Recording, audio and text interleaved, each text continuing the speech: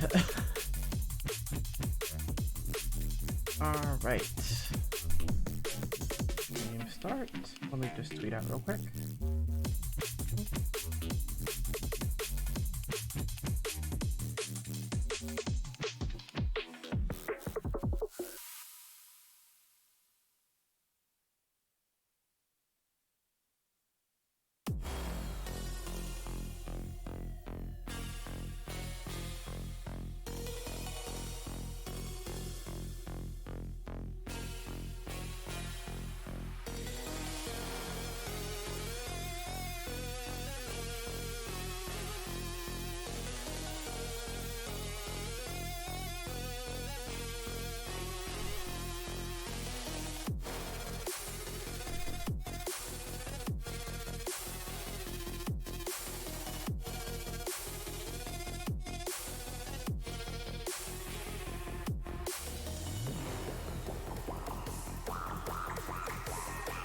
Why?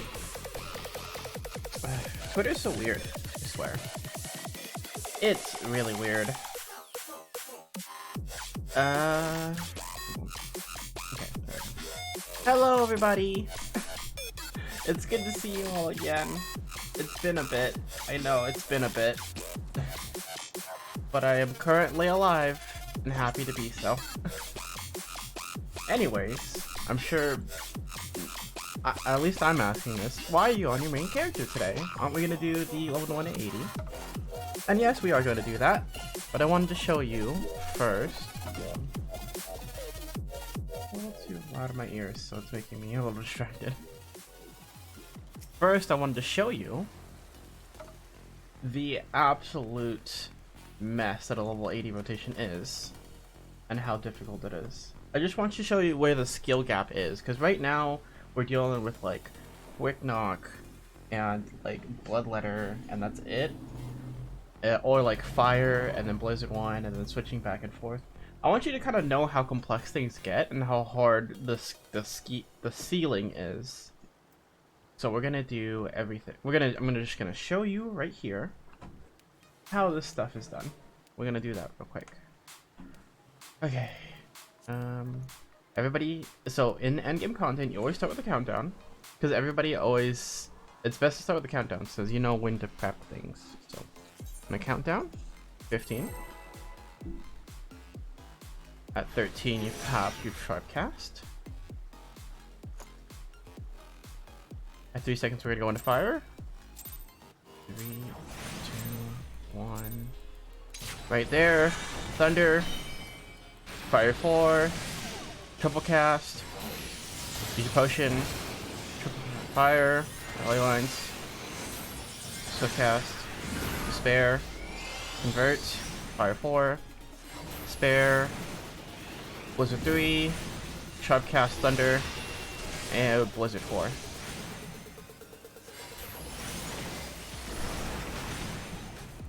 You gotta keep this up, because as soon as your potion runs out, that's when you're losing a lot of your damage, so you gotta... boom. You want to get your Xenoglossy out just before you use your potion, so you can get as much damage as you can out in your burst window. And then right here is where I activate my fire. Despair. Activate Shark Cast with going on to Blizzard, so it's already done. Blizzard 4, Thunder 3. Okay, directly into fire. This is the basic rotation of it. It's basically the same idea if we're going back between fire and ice again.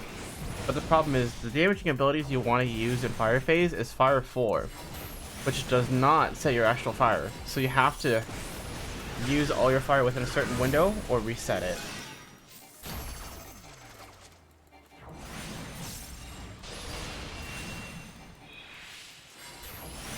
I'm not really feeling too lucky with that box today.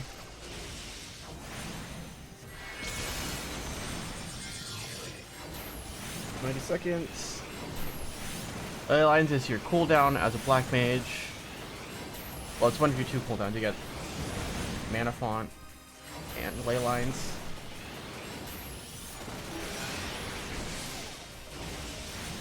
So, a good rule of thumb for any black mage, at the very least on the spell speed that I have, and it should be the same for no matter what spell speed you have. If you have very low spell speed, you can just add a second to this, but 2 seconds. If you cast fire at 2, then you'll be fine.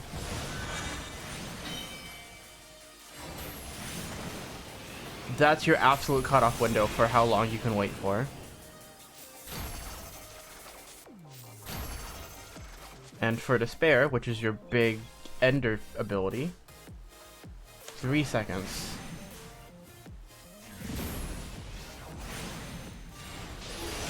So Despair, always 3 seconds. Fire, 2 seconds. That's how much time you have in order to make sure you get a refresh before your stacks fall off. And your stacks being your actual fire or Umbral Ice. Because as soon as it falls off, you lose anything but your Xenoglossy stacks here. You lose your fire, you lose your Umbral Hearts, all that stuff. Yeah, see right there. The only thing you get to keep is your Xenoglossy stacks. So, just keep that in mind. I know, there's a lot I'm throwing at you, but again, this is just kind of like high-end stuff. I just kind of want to show you how difficult things can get. And we're gonna slum it up. We're going right back to level 15, I promise. We got a lot of things we're gonna do today. We're gonna do glamour, it's the true M game. I'm gonna show you guys how to dye things. And we're gonna go through the story more. Right. We're gonna pick a grand company today, I believe. It's gonna be good. It's gonna be a good time. It's gonna be a great time, I promise.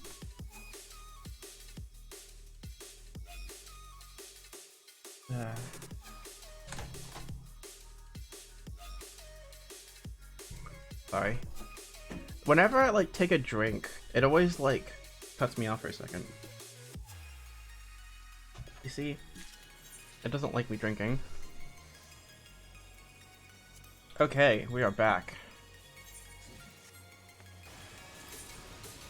So we're gonna do our level 15 Black Mage quest, and then we'll go ahead and start off with the main story.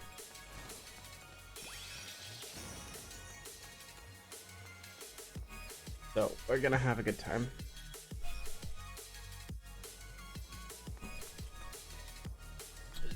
For right now, I can show the chat, but as soon as like I start getting a lot of tells or notifications, we're gonna start not having the chat. So, until then, we can kind of just walk around and you can see everything, because it makes things a little easier. So that's fine.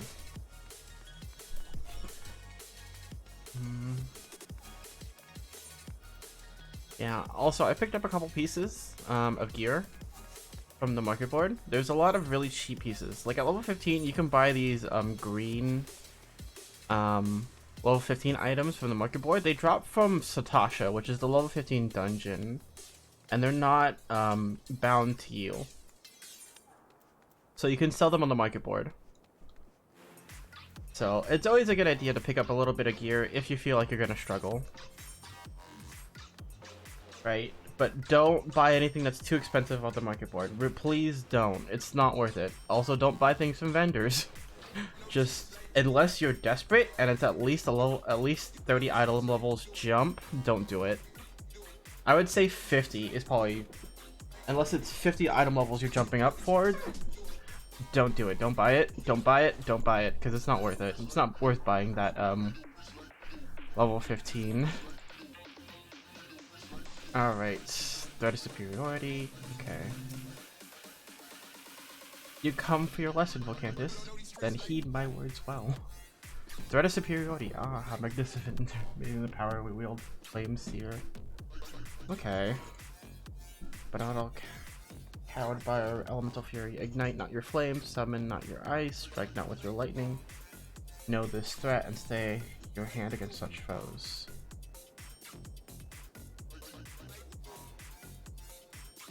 Okay, so don't engage things that will kill you. I like that idea. slash cry to elicit sympathy. Oh no! Oh my god! Oh, we have to suck up to the merchants that we made angry. Oh no!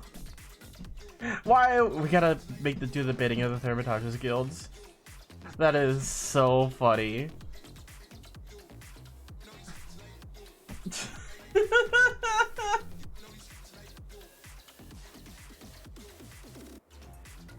We must.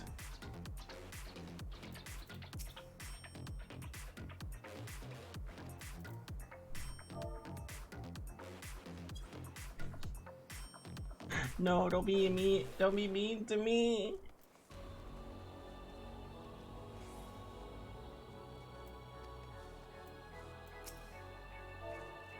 Yeah. And then if you want to repeat a message, you can always just press enter to open your chat menu and then press the up arrow. And it will put in the last message you ever typed. So if you ever need to repeat it, it's a quick way to do so.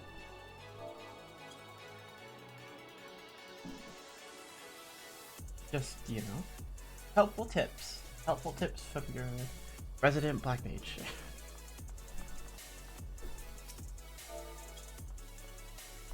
Wah. Don't be mean to me, I just want to burn people alive.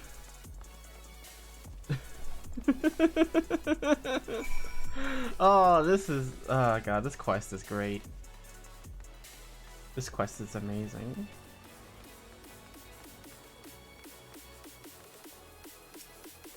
Alright.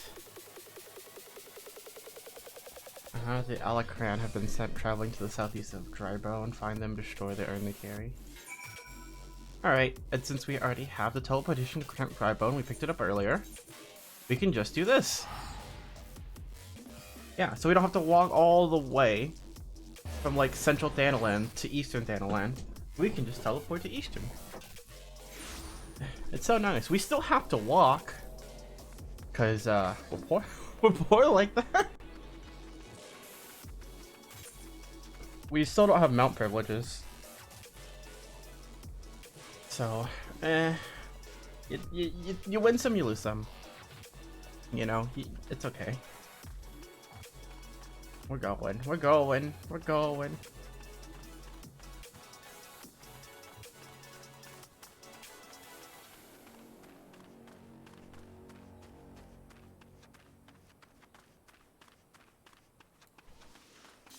And then also, I believe I talked about this, but I don't know if I have, so I'm going to go over it again.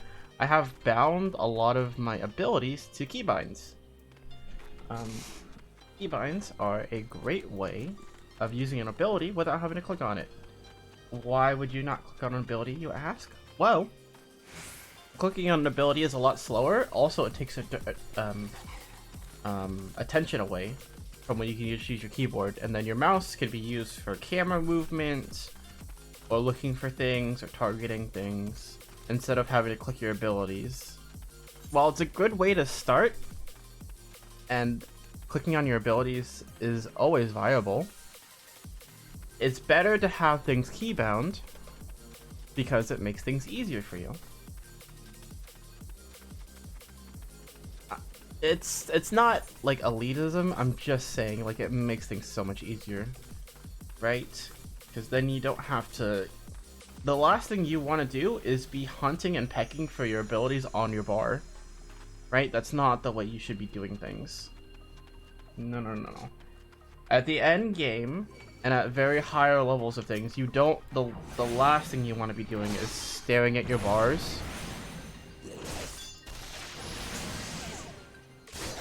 while you're trying to do mechanics at the same time. So see, like, let's press fire, and then we move our camera, then fire. Oh no, there's a big AoE. Ah, we're dead. Okay, yeah, you see? There's a lot you gotta do, so just keep that in mind. We're gonna pop some food for a little bit of vitality. And it looks like we have to do a solo quest. So solo quests are just a little...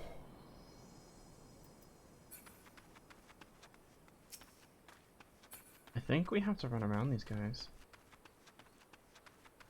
Yeah, they didn't say so. But considering that their level is question mark. Oh shit. Alright, we're gonna kill him.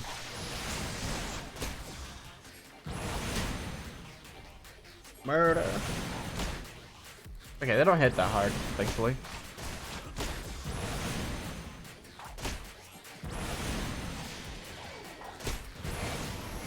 Whew. That was close. Aaron is down here. Oh my god, they saw me.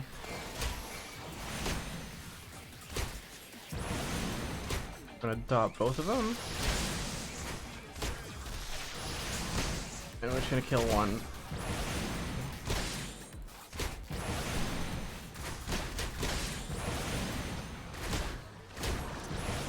Pop a potion because we need to. Now, I know the whole idea is for you to avoid these people, and you probably should have, but also it's too late. We just gotta go in guns blazing, alright? This is what we gotta do. Straight up murder. Pause the potion again. Make you feel safe. Alright, anytime you're out of combat, switch to Ice Dance. Switch to Ice Dance to get your MP back up. Because if you're in fire, you're going to be stuck at like 10 MP, then you have to switch back to Ice. So that way you can start with fire immediately. So it's very helpful. Very helpful that you start off, that you use Ice in your downtime.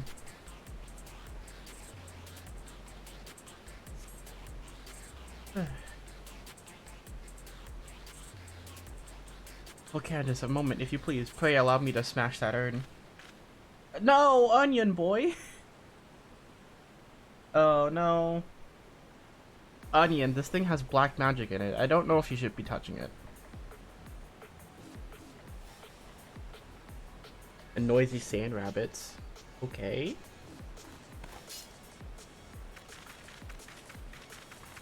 The cave! The cave, you idiot. Alright. I don't know how good an alchemist is gonna be for me. Alright, I guess I'll just get this lancer.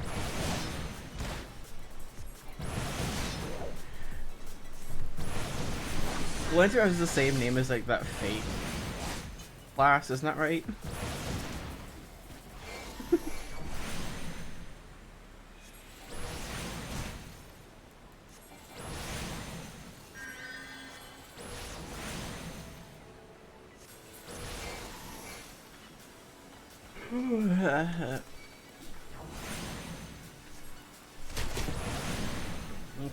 Okay.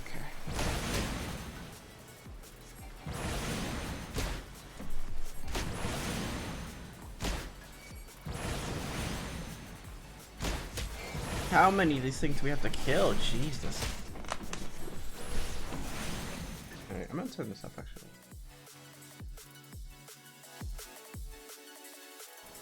Oh, okay.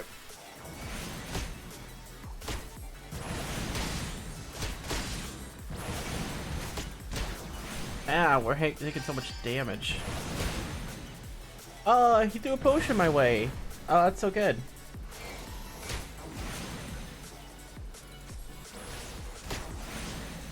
Oh, right. Ice. Stay in ice. You need to get all the way back. All the way back. There we go. Easy peasy. Easy peasy. Okay.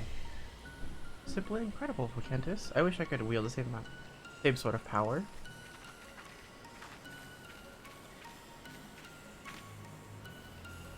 I'm an alchemist in hopes of creating some manner of mana amplifying elixir, but all my efforts have been for naught.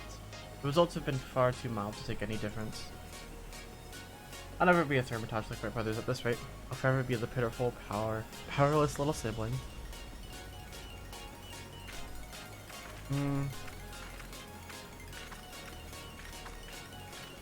I don't know. I kind of feel for him though. I understand. Like, you really want to be a black mage, right? I can get behind that, but if you can't, you can't.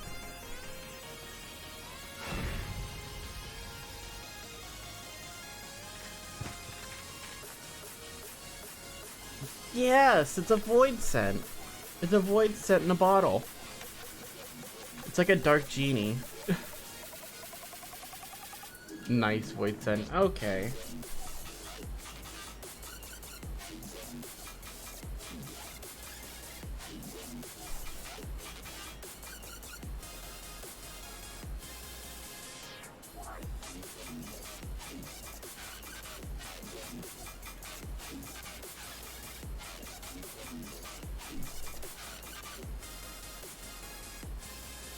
Oh my god.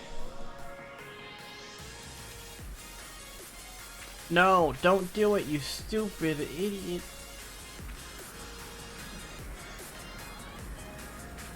I mean, I guess we just have to let it happen.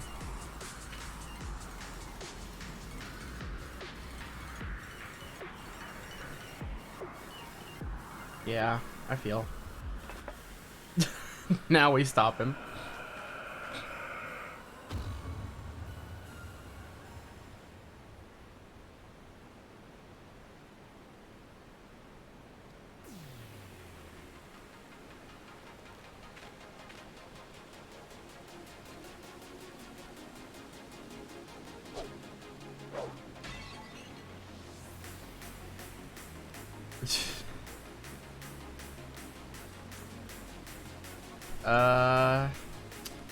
The voice sense there.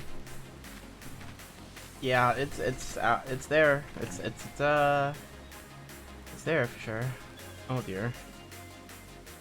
Oh dear. All right, back to the Thermatage Guild.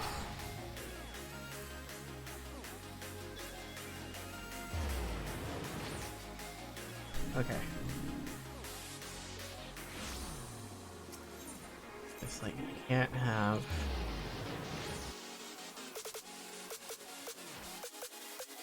anything over my face right now.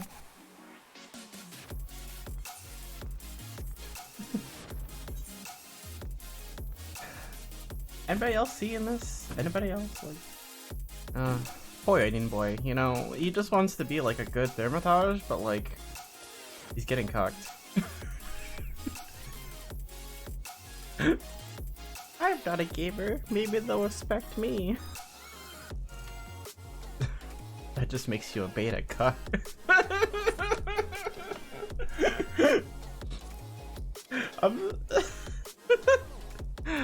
I just watched the Sonic 06 fan dub yesterday, and it's, oh my god, it's a piece of art.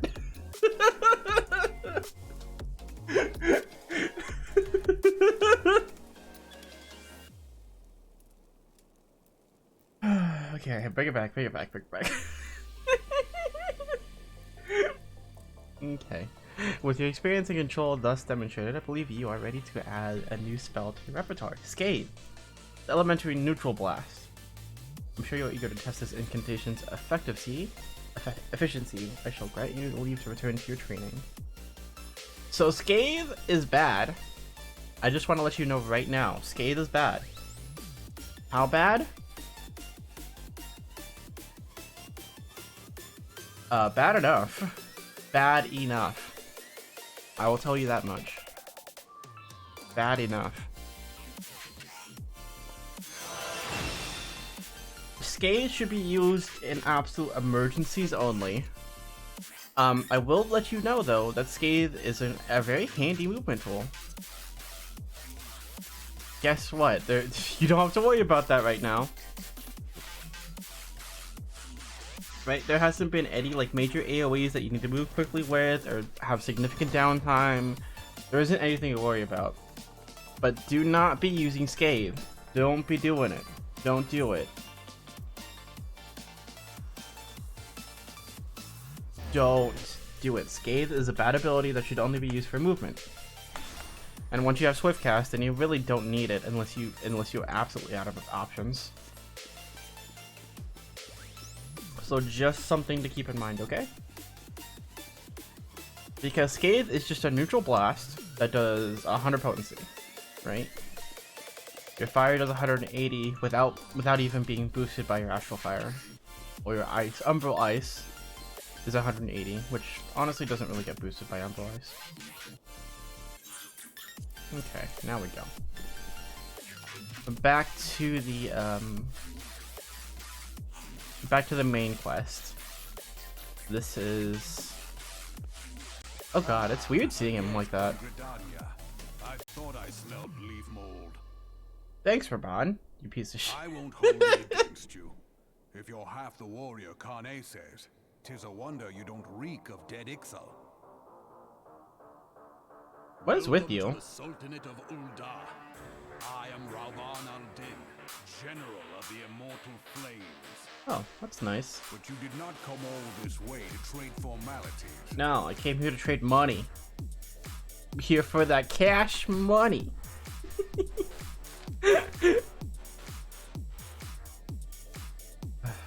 Yeah.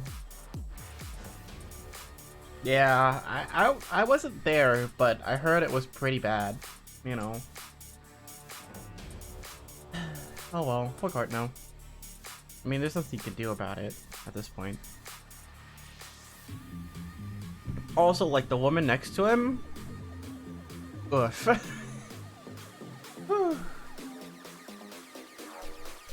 She's, got something going.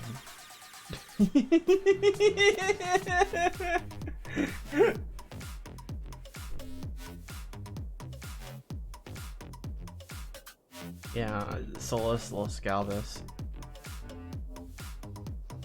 But the other nation fails aboard to heal. An emperor which sets its lights upon Eorzea. The conquering emperor is now an old man of fourscore winters. His health is failing, and he's no clear successor. Like as if not was why the Garlands have been quiet of late. Even back then, they were complaining about how the Garlands had an old emperor. Gaius Van Balzar. Okay.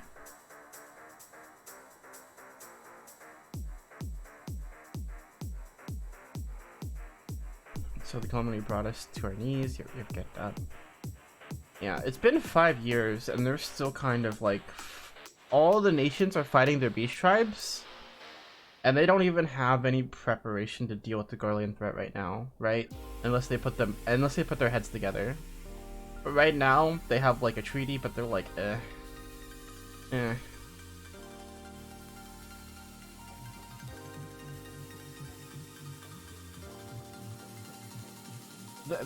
They're part of the Eorzean Alliance, which is all three of the city-state nations. Ul'dah, Gridania, and Limsa. They're all part of like this treaty of them being together, but right now they've actually, after the calamity, and it's been 5 years after that, it's been very hard to do anything other than fight the beast tribes right now. For them, all of them. So, I get it.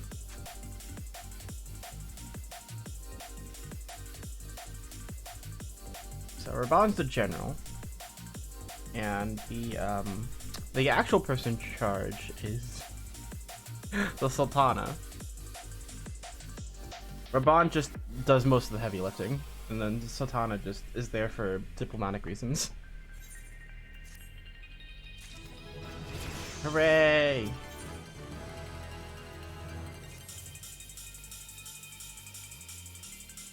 Alright, now we're gonna go to Limsa.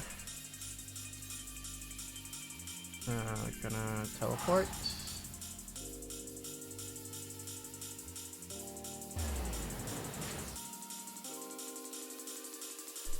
Yeah. So please pick up your Aetherites as soon as you possibly can for anybody playing Neil. It is such a good idea that you pick up an Aetherite at Castle. And also pick up all the little mini Aetherites in a city. It's gonna help you a lot later on because you're gonna need them. Right? Sometimes they'll make you go to like the Marauders Guild, right? Where's the Marauders Guild? It's up here on the northern section at the very north right here.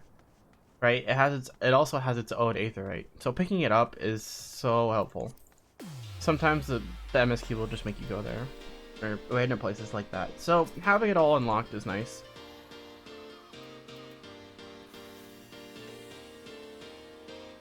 Oh, we're doing... I know what we're doing now. We're doing Satasha. It's probable pirates. All right. Get ready, folks. We're doing our first dungeon. Actually, we're not going to be doing our first dungeon. We're going to do this, and we're immediately going to jump into something else, which I just remembered. Okay. Long story short, a bunch of pirates took over a pirate cove. A port cove, so they got called Satasha.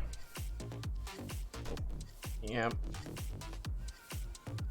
Well, I guess that's not true. It's more like a cave that has existed, and they just don't use it anymore. But it was a port.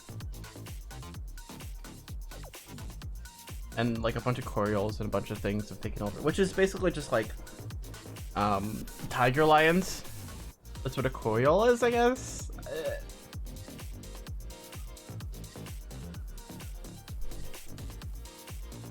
Tiger lions. I don't know. It's a beast. It's a beastie beast. It's the Beastie Boys.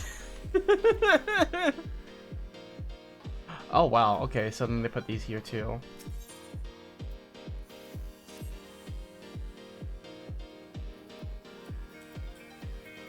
Okay. All right. So this one is.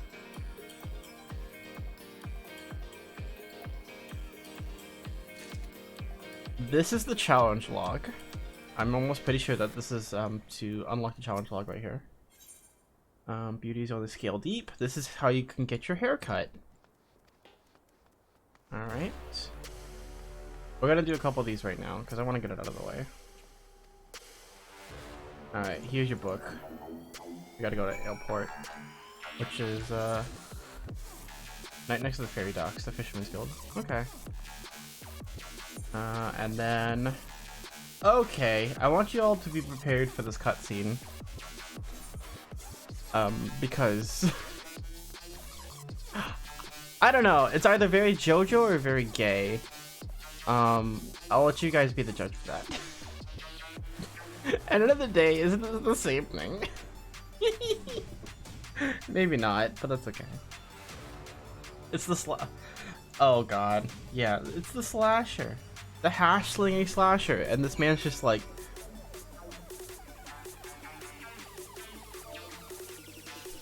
you gotta doubt. Of course you take your time.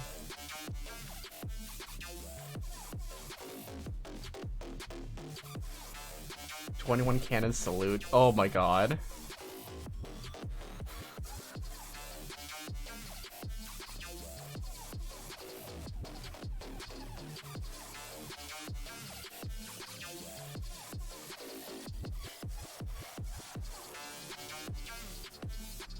What?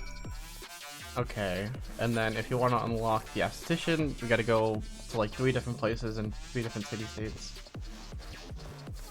But we'll do those later, actually, because we can probably just pick those up later. For right now, we gotta go to the smith over here, and we're gonna start doing our DPS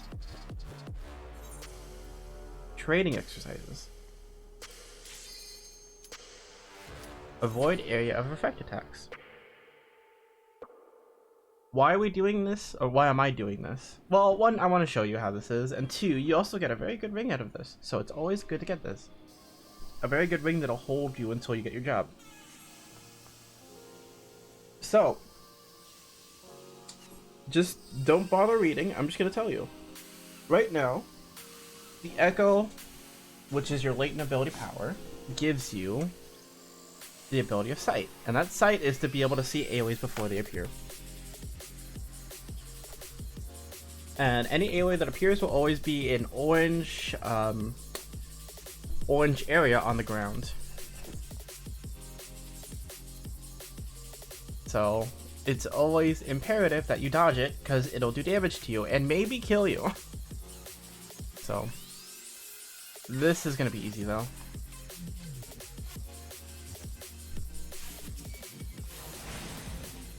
You see? Orange on the ground, you dodge it. Dodge. Just move to the left or right or out. Like, the quickest way is probably to go through him. Okay, you see? It's a little quick though. Mind you, this thing snapshots a little bit, so you have to be out of it a little bit before the cast ends. Alright, see? Depending on how long the cast time is depending on how long you can move. Because right about when that F happened is about when you should be out. Again. Oh, they home gang me! Alright, we have to run. We have to run. We have to run. Run!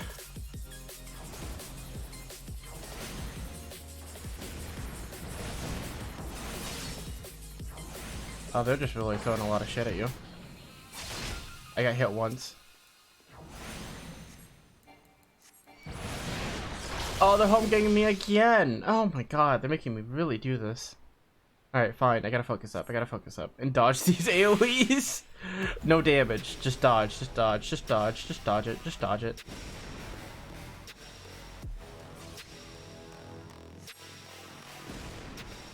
Just dodge it, keep moving. Wow, they... Why would they give them health bars? Why would they give them health bars? Well, I guess to be fair. Alright, so that one's done. And it gives you also some good gear. That'll help you out when you go into the dungeon. This is actually also right next to Satasha in that place, so...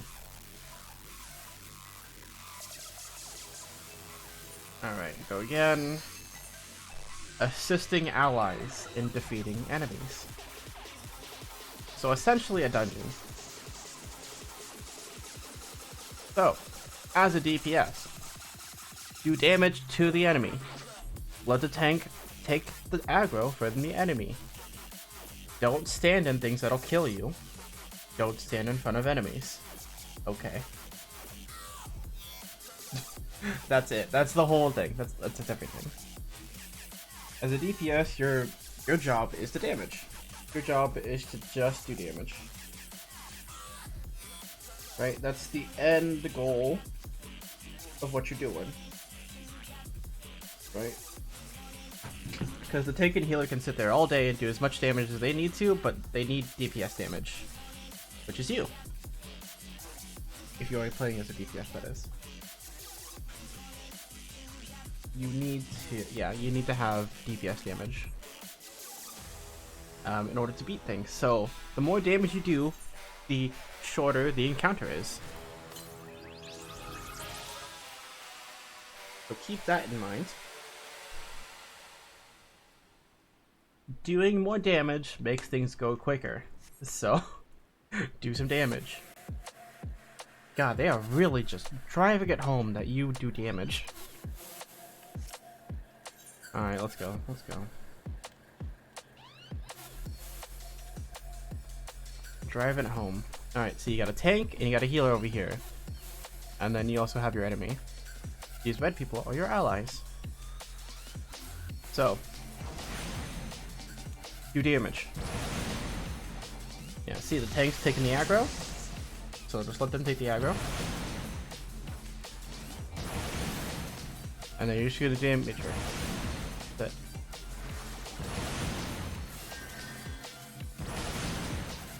And swap.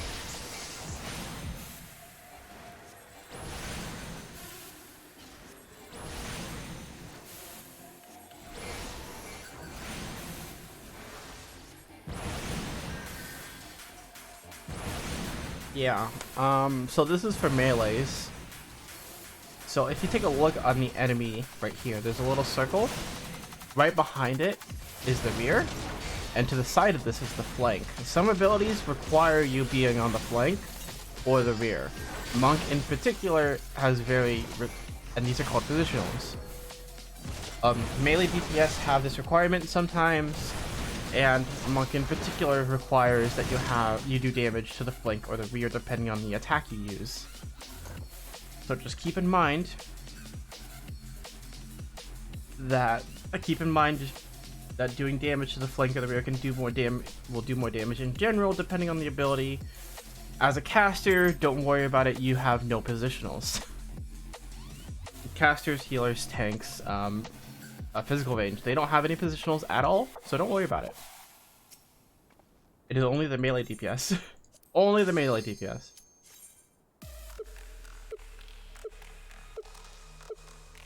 Yeah, only the melee DPS. The tanks don't have positionals because they have to be in front of the boss, so it would be kind of bad if they had a positional where they had to turn the ball.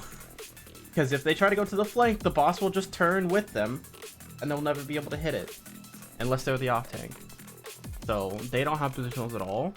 Casters, I don't know. You can't really positional yourself at range. So healers, magic users, and physical range users cannot have positionals really. So it's all the melee. Depending on what melee job you're playing will depend on how many positionals you have. Monk has the most, then Dragoon, then Ninja, then Samurai. Samurai has like 2 positionals on it. Ninja has 2. Dragoon, I believe, has 3, and Monk has 6. So keep that in mind. Also, it does the most amount of damage. I'm gonna dot these up.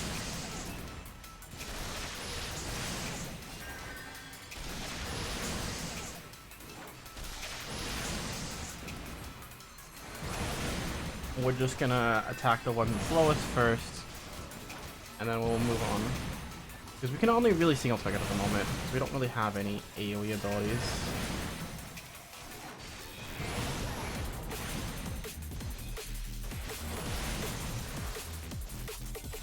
More. Trap those. Easy peasy.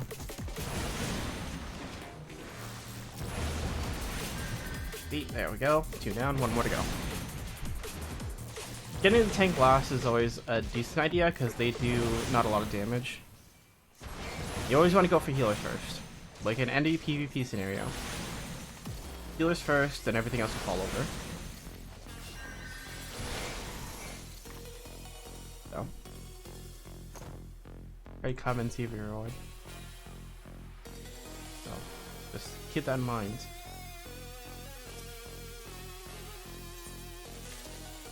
Also, as a melee DPS, you have things called combos. Also, some physical range have it as well, where they have a 1, 2, and 3. And also the tanks, which is hitting abilities in succession for the next ability to do more damage, as a combo ability. Ranged and everything else, they kind of have something different, where they just have abilities to use, so... If you are interested in what melee is, remember not to just spam abilities. Just keep an eye into your combo. They make it super easy, so if you use like a fire, like fire 2 will light up, you know, and then if you use fire 2, fire 3 will light up. That's a combo. But obviously fire doesn't work that way, but just as an example, so something you can see. You know? Usually, if something lights up, that means it's good to use it. Well, most of the time, if you're a tank, you have like Sheltron or something like that. Then don't use it right away. Just hold on to it. But like, otherwise, also, if you get hit 5 times, you gotta start over. Okay. So just keep in mind that this boss is going to be doing AoE abilities towards you. Keep that in mind as you go. Sometimes you will just have to dodge things, regardless of whether you're getting targeted or not. Right, see the black mage is about to target me. Gotta move. Just sometimes it's worth it to cancel your cast and just move. Just move. Just move.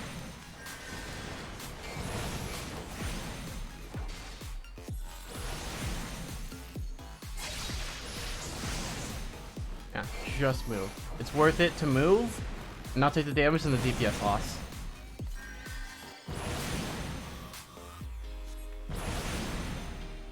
Easy.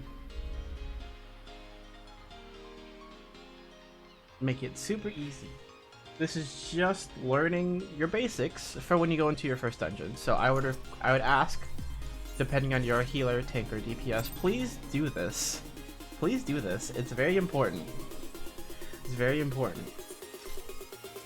It's not the flashiest thing, but it's very important. Reinforcements. So sometimes mobs will just appear mid-combat. So keep an eye out for that.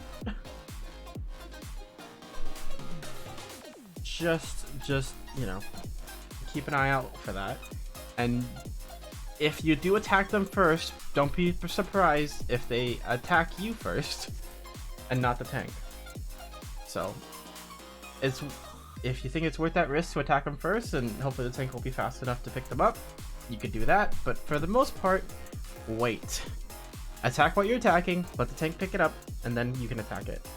Because remember, as a DPS, regardless of what DPS you are squishy. You have squish to you. You can't take all the auto attacks from all the mobs and just live. That's why we have the tank in the first place, okay?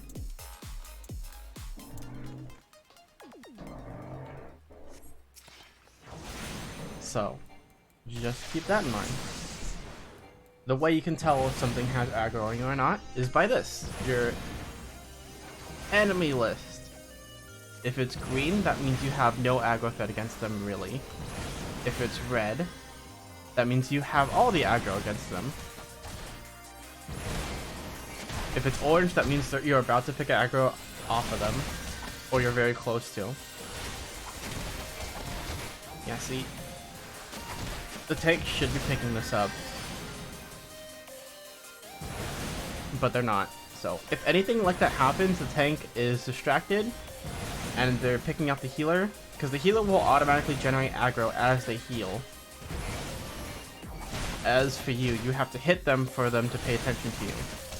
So make sure you protect your healer if the situation arises that you need to, right? Because if the healer dies, the run's over.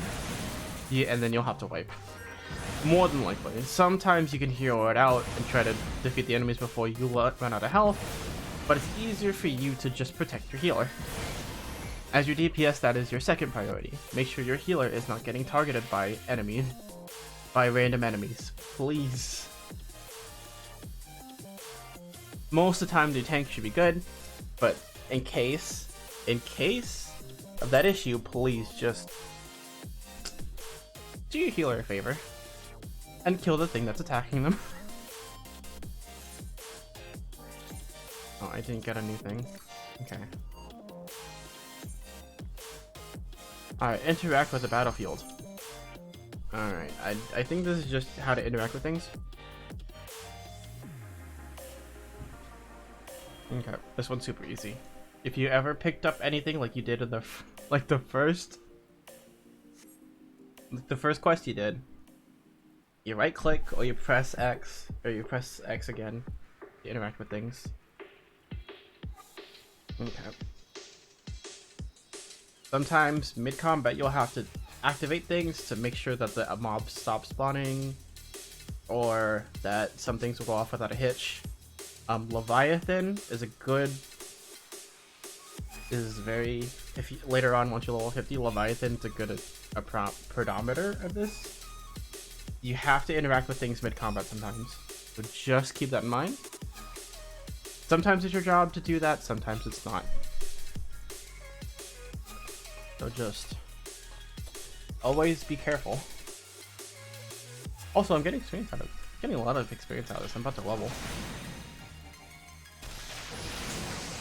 Trust me, it's a little boring to get through all this on your own, but as you do it, it's worth it. It's really worth it. I'm not even kidding you.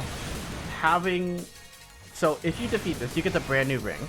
The brand new ring is a ring that'll last you until level 30, that increases all your stats by 1, and also increases your experience gain before level 30 by 10%, I believe. It is worth it. It is so worth it. Like, sometimes it's just worth it if you press the gate lever. Just use that. Okay.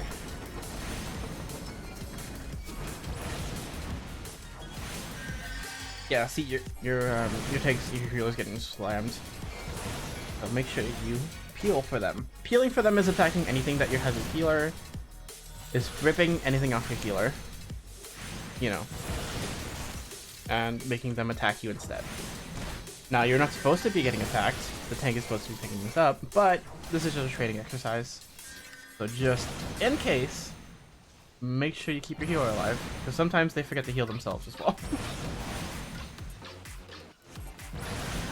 It's how it is. Sometimes you just forget about your own health while you're healing everybody else. It does happen. It does happen. I've seen healers drop because they just forget to heal themselves mid-combat. So that's fine.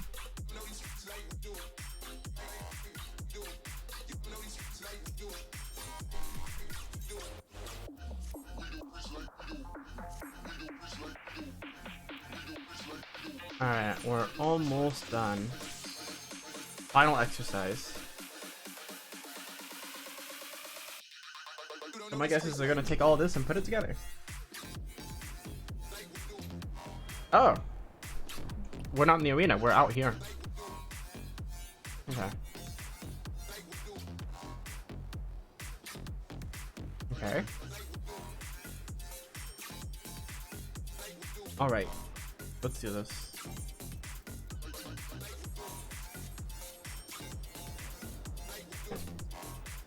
This will be easy. Right? So this is basically just an area.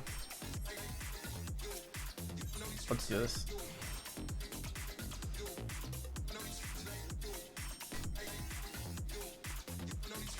Alright, so we got our tank, we got our healer, and us. We gotta kill this bird. Sort of for your dot. So your dot's always good to place on a target if it's gonna last, because then it does more damage than an ability over time. So putting it on and keeping it refreshed is a good idea.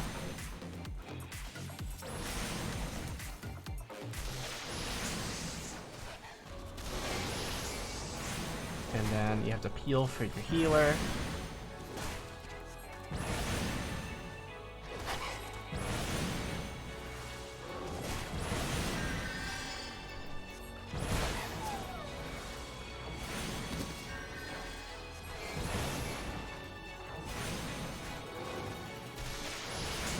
If something's not gonna live that long, make sure you don't dot it like I just did. Just don't dot it, just damage it. It's worth it to get more damage in it than it is to have it slowly tick over time. Be like that.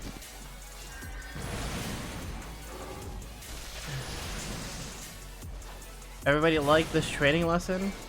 Isn't this fun? I'll admit, I'm a little... It's like, you know, I know what I'm doing here, but it's nice to kind of have everything.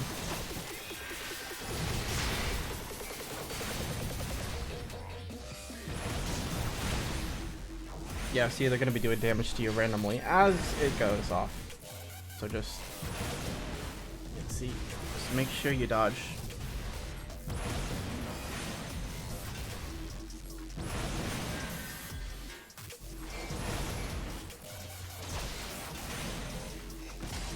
If you have Blizzard 2, this is your chance to use it real quick. It's a little bit of damage. It's not really worth it, to be honest, but that's fine.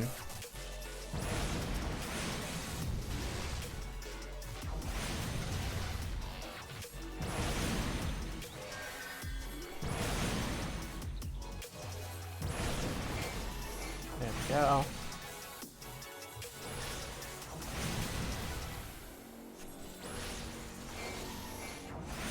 Remember to dodge. Remember the 5 Ds. Dive, dip, dive, and dodge. Anybody remember that one? Oh boy. I'm dating myself with that. I am. It's because I'm old. Yeah, see, that one didn't have AoE marker, so sometimes it will just do an ability. So just keep an eye out. And try not to stand in front of the boss.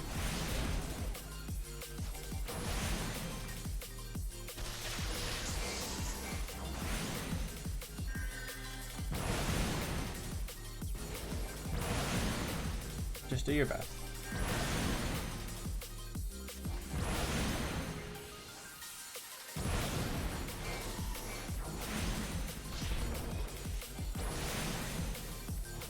Two. Once you get about 3 Blizzard cast in is about the amount of time you have until you're about good to go. Once you're about 9,000 MP, you're good enough to switch back. For the most part.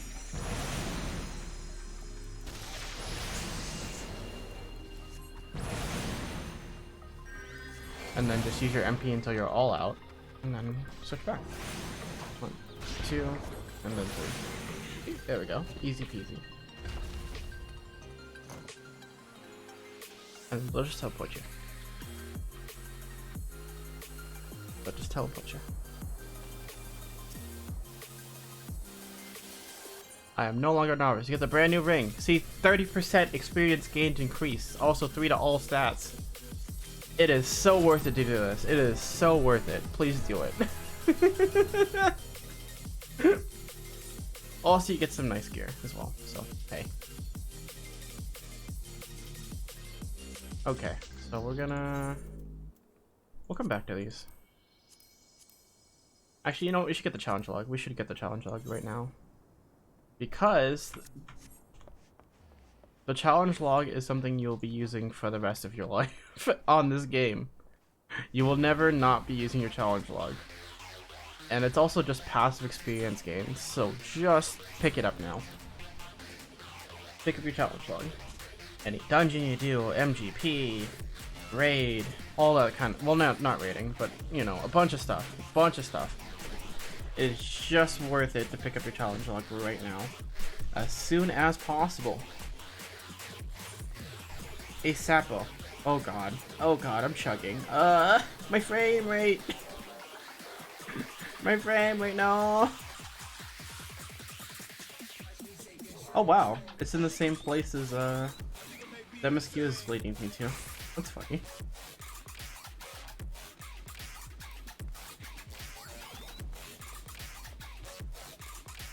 Okay, so just remember, yeah, like all this brand new robe, brand new half gloves. You get a little bit of decent stuff to wear here. You know, it's not bad gear at all, honestly. In fact, I would say it's not worth it to buy these green pieces for any of those 4 items, or the 5 items, you know. And then here you can be taking fishing. We'll pick up fishing and things like that at around level 60.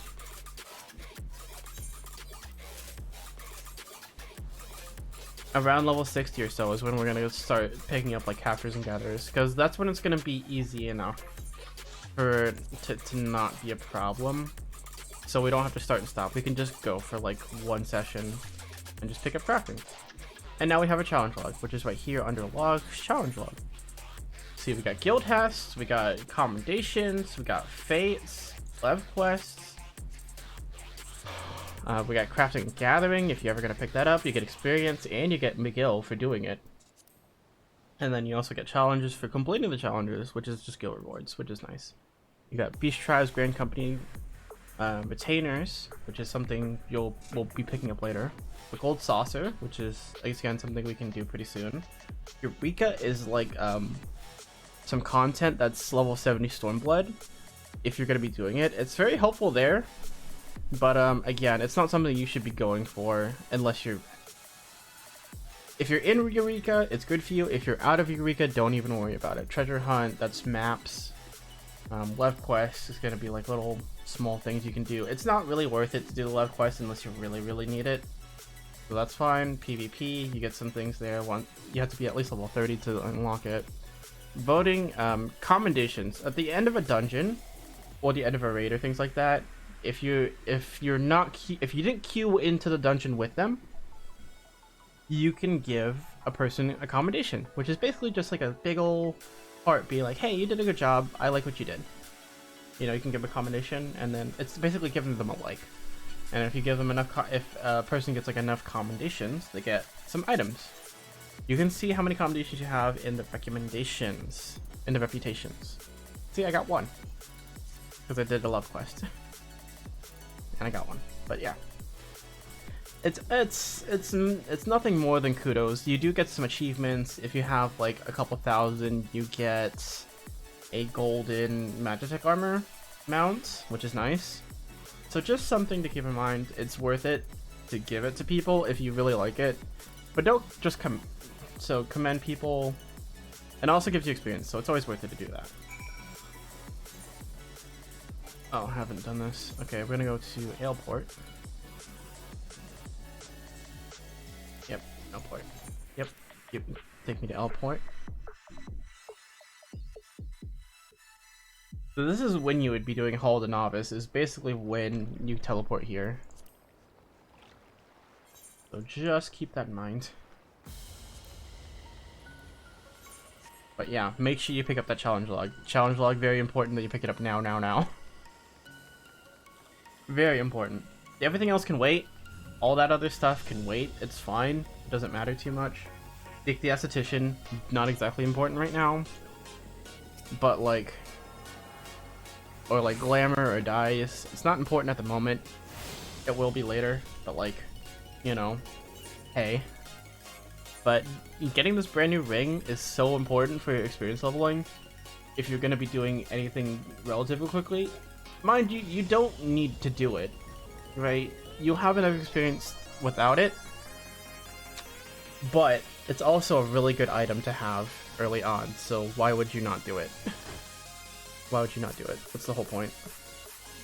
So basically this person's like, hey, go do the things that you just did. If you want to, right? You don't have to do it, but they're just like, they heavily recommend that you do Hall of the Novice just to get the idea. Just to get the idea of like, hey, this is what you're going to be expecting to do in a dungeon and how to be in a party. Because, surprise, surprise, this is what we're doing if we're going to a dungeon.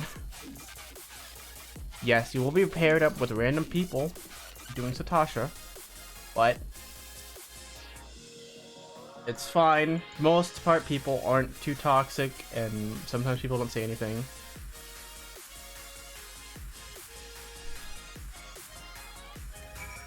Again, they also just have it right here next to every single dungeon.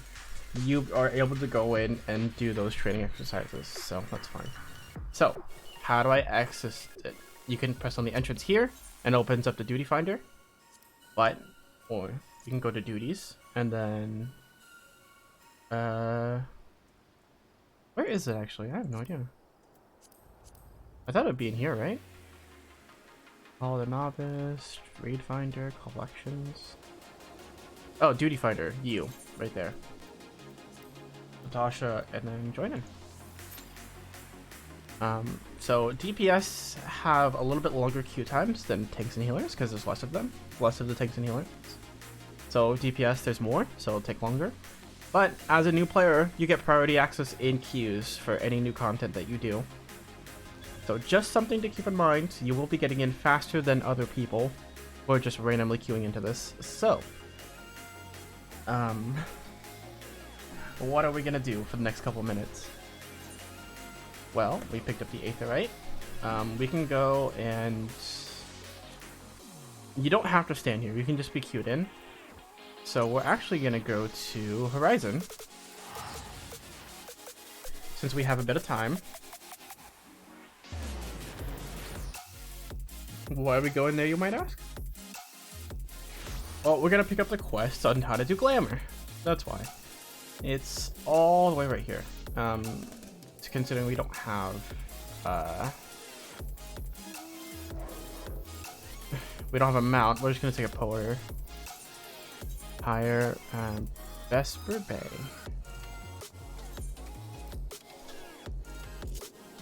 Vesper Bay is where we're headed. Is right here. Color your world. better to just have it walk, you know? It really is. It's that way we can think about things. So I'm kind of hoping that I'm explaining things well enough for people to understand, you know? Maybe, maybe not, but that's okay. See, this person is walking faster than I'm on the porter. Oh, that's funny. Okay, now they're just messing with me. I see how it is.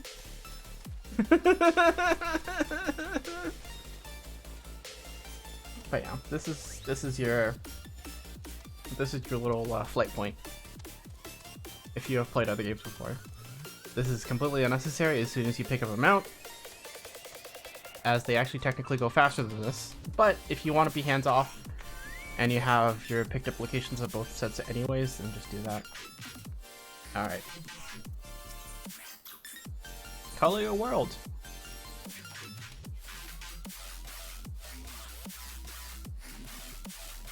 A bottle of orange juice. So we need to go to a vendor and pick up some orange juice. Which is, I think, over here. Yep. This person sells orange juice.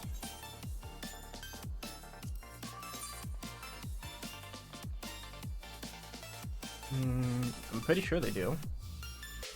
Wait, do they not? Oh, here it is.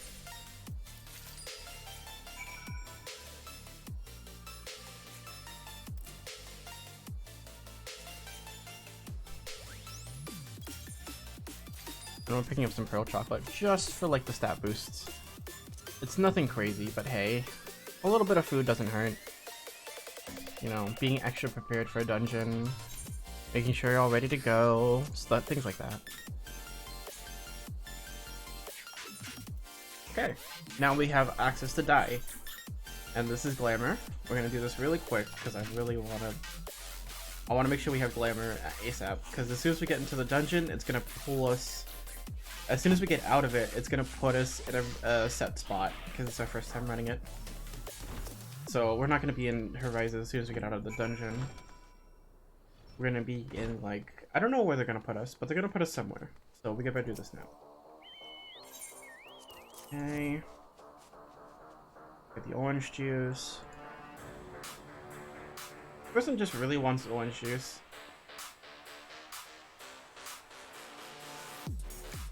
Alright. There we go. Glamour and dyes are unlocked.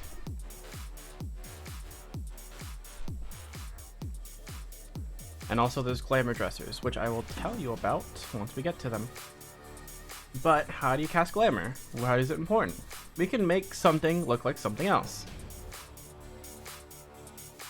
So if you don't really like this chess piece, you can essentially just make it look like the Makode item if you want to. I'm not going to, because I don't have a lot of glamour prisms, and getting a lot more of them isn't super easy at the moment. Not until we get a growing company. So just keeping that in mind. Also, we're probably gonna do this acetician thing right now. So we need to go to Alchemist Guild in Noldar. Just something to do while we're waiting for a queue. And as you can see, it's taking a lot longer than we expected. The average wait time will just pop up more as it takes longer, because they're just like, well, we haven't found anybody yet, so just expect somebody in like 12 minutes. You know, it could be sooner. It just depends. It just depends. Alchemist Guild, already found it, so we can just teleport right there. It's super easy.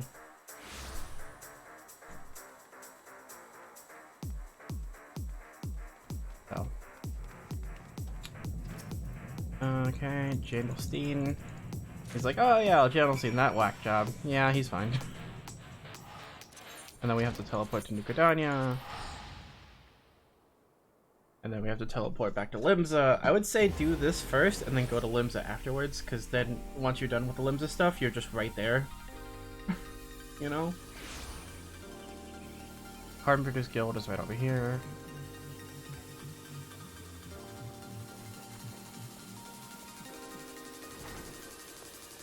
So you want to be a carpenter.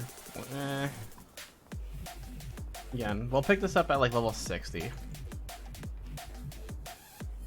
And then there's a couple jobs in Ishgard that we can pick up once we get there. So it's always something to do. I will do the level 30 Dark Knight quest so people can see it, because I know people are honestly looking forward. I know people always look forward to Dark Knight, so that's fine.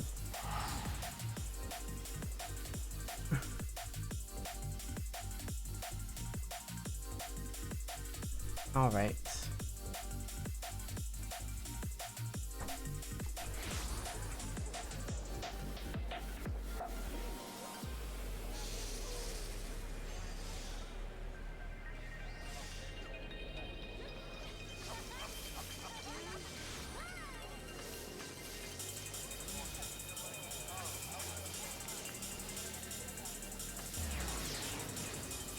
Okay.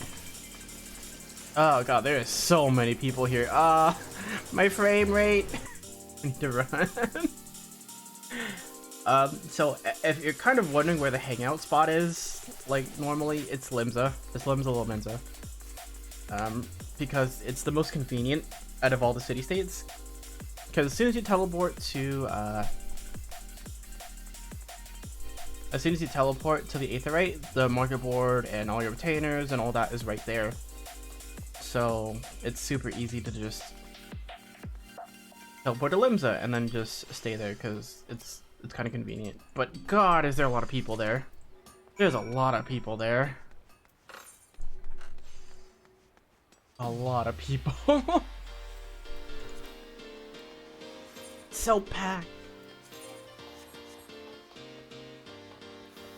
Actually, you know what? We'll probably go into the Glamour Dresser as soon as I pick this up.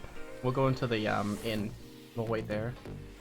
It says we're about done.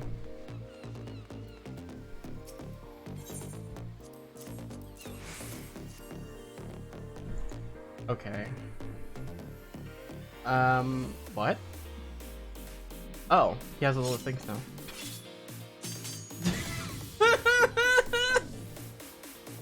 Be gone, foul demon. Wait, no, don't.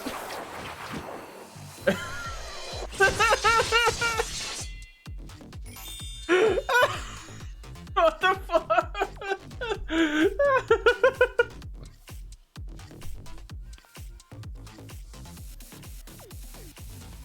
So, like, let me change your hair. Oh god, it's freaking amazing. Look at that man! Look at that pose! Look at it!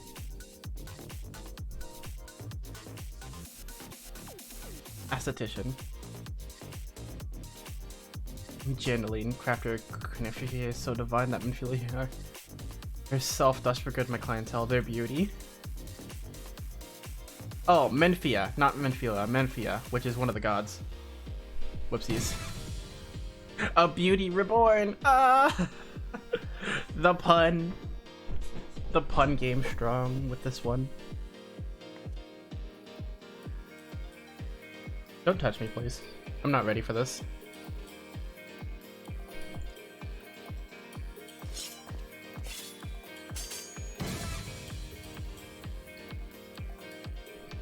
So, if you ever need to get your hair changed, the esthetician will just come in. What the fuck?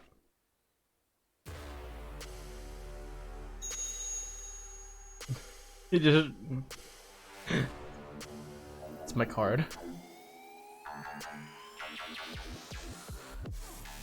Jesus Christ. This is so over the top being able to say, hey, you can change your hair style now.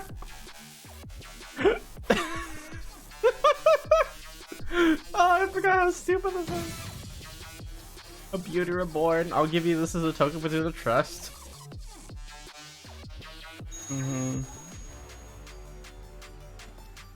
And now he go.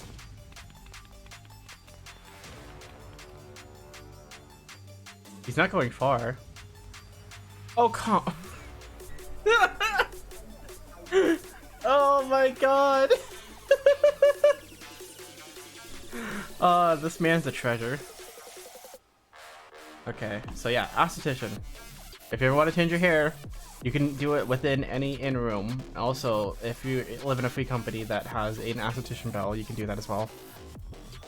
But just, you know, be prepared. Be very prepared. Alright, we're gonna go to the in-room. While we still have time, might as well just look and see what's up. Alright. So, now that we have Glamour, we can activate the Glamour Dresser. And we can put things in here. I would say hide items registered to gear sets. Click on that, please. So that way you don't put in the gear you're wearing. Alright, Liam. It's just a good idea. Putting any item in the Glamour Dresser costs you a Glamour Prism. So just keep that in mind. Oh, also we need to repair this stuff. Megan earrings, dining ring, bone ring. Okay, we're gonna be right back. So, things have to be repaired to 100% before they can be put into the Glamour Dresser, which I forgot. So right next to every any room is a repair person. Then we'll repair everything. For a certain amount of gil. For you, it's like 1 gil, or if it's broken, like 2 gil. You know, but as the gear gets more stronger, it's gonna cost more to repair it. The crafter, you actually get to repair your stuff for free without having to visit a vendor. So, bonuses of having that as well. We're gonna put all the Mikote stuff in here. Mikote loincloth, Mikote shoes. Okay, so we put it in there. Oops. Okay, now we can edit a Glamour plate. See, Glamour plates. You can see it's naked right now, but if we click on the head, there's the beret. And there's all my Mikote gear. Yeah, so you put all that in. It's a green beret. And then here's where dye system comes in. So if anything has like this little like circle on the right of it, that means it can be dyed. So you can dye it to whatever color you need to. And as you can see, dye preview. Terebinth is always the natural color of it. Terebinth will just set it back if you dyed it previously before. Snow White, Ash, all these things. So some of these dyes are more expensive than others, but you can dye it a whole range of colors. Okay. And now we're in Satasha, so we're gonna go in. Look, please, please, just pick up your queue. You got about 40 seconds to do it, so if you're doing something, do it quickly. So it's not like you have to click right away, otherwise you're kicked out. You have some time, because crafting, sometimes people craft, sometimes people are doing things before queue, so it gives you a little bit of time. And then you can also see who's accepted and who hasn't. So we got the DPS, we got the tank who's accepted, and the healer. But the other TPS hasn't, so we're kind of just waiting. If they don't accept, we're right at the front of the queue for the next one. See? So, now we just have to wait a little bit longer, because the other DPS didn't accept. It's unfortunate, but, you know, it's how it is. Some people just, whatever. If you miss your queue time, you get penalized. If you miss it multiple times, you can be penalized multiple times. So just keep that in mind. Do not waste your queues. Because I believe if you withdraw or you miss your queue 3 times in a day, you get locked out of the duty finder for 24 hours. So don't miss it. The first one I think is for free. Second one is a half-hour wait time before you can queue again. So just keep that in mind. Anyways, this is our first dungeon, Satasha. Get excited, folks. Get very excited. It is... And... This dungeon is... easy for sure.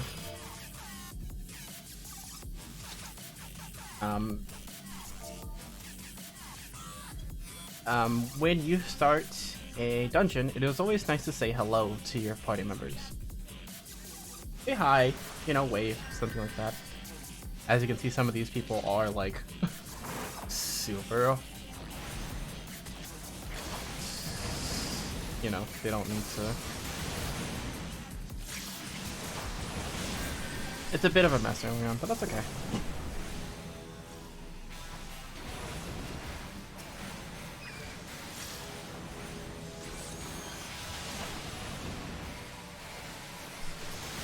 Okay. There we go. And keep going. And we're gonna pop this food. Food gives you 3% experience buff. Why not? Also, if you can get a little bit of stats. A little bit of stats ain't gonna hurt. Ain't gonna hurt you. Ain't gonna hurt you. And dot him up. And we're just gonna do damage. It's very simple stuff. Very simple stuff.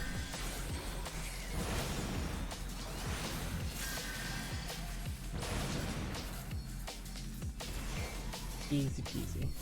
Oh look, somebody already leveled. Yeah, you can level in this dungeon really easily. HUD layout, we need to like move some things around. I'm gonna put the target bar in the focus bracket a little bit higher. Because it was a little bit in the way, so just having a little higher is gonna help me. Okay, so 3 targets. Don't attack the orange one. Just make sure you attack the ones that the tanks have. So just be careful.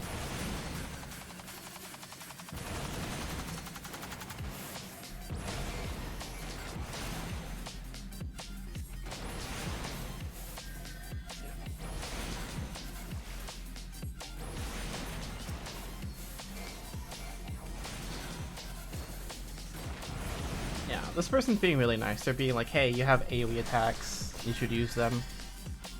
As a tank, you have an AoE ability that helps you pick up multiple enemies. Shield Lob is really nice to pick up enemies from range because you don't have any as a melee. You know, things like that. As you can see, the first dungeon is always going to be very rough for people, and that's okay, right? We're all learning. We're all learning. Stunning a target is actually a really good idea, because then you don't take damage from a stunned enemy, because they don't do anything. So just keep it in mind.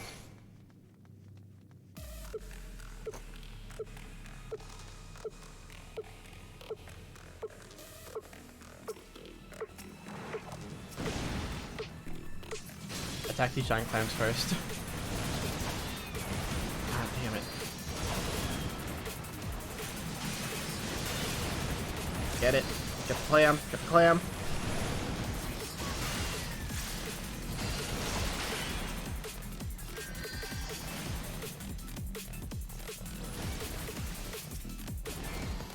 What the heck?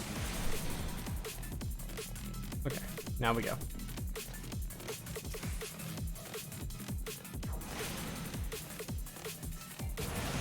Now this tank's very new, but that's okay. It's okay. We're all here to learn. We're all here to learn, okay? Not everything's gonna be perfect, so I want you to keep in mind it's okay to make mistakes. It's your first dungeon, but everything's kind of going smoothly for the most part, so it's not so bad. It's not so bad.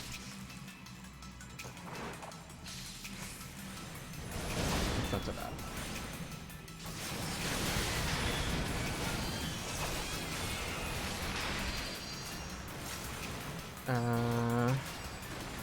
And now we cast fire. There we go.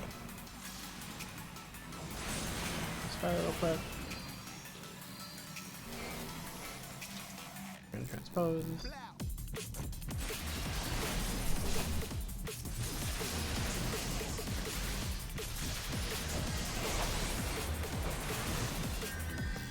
Yeah. It's very simple. Just walk around, let the tank pick up the enemies, and then just, you know, just make sure you don't pull first. Don't be ahead. Just kind of hang back if you're a DPS. If you're a tank, make sure you're forward. There's a very linear route if you can't see, so, see. So, it's not hard to get, it's not easy to get lost. I mean, it's not hard to get lost, I mean, so. Keep your wits about you, and you'll be alright. See, we're doing very well. See, this orange means we're about to rip aggro, and the yellow means like I'm starting to get aggro on it. So just keep an eye out. If it's red, that means I have aggro.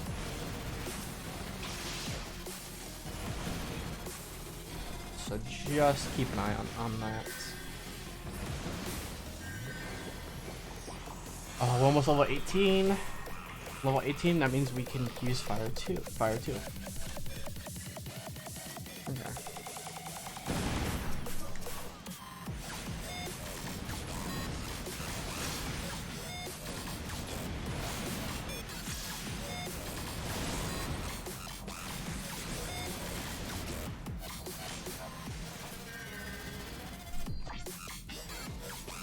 So just in other games, there isn't really like gear tiers like cloth, leather, things like that. It's every role kind of has their own set of gear for the most part. Melee's a little bit different though.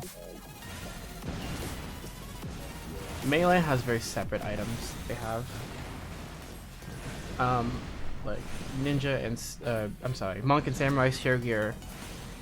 And then it's ninja and dragoon have their own separate gear sets. Tank all share gear, healers all share gear, and the casters all share gear, except for weapons. Weapons will always be unique to the class that you're using it on. Weapons will always be unique, but everything else is kind of like shared gear sets almost. So like that red mage right there, we could be sharing the same gear, but I can't share the same gear as like the healer, you know. So just something to keep in mind. Just something to keep in mind.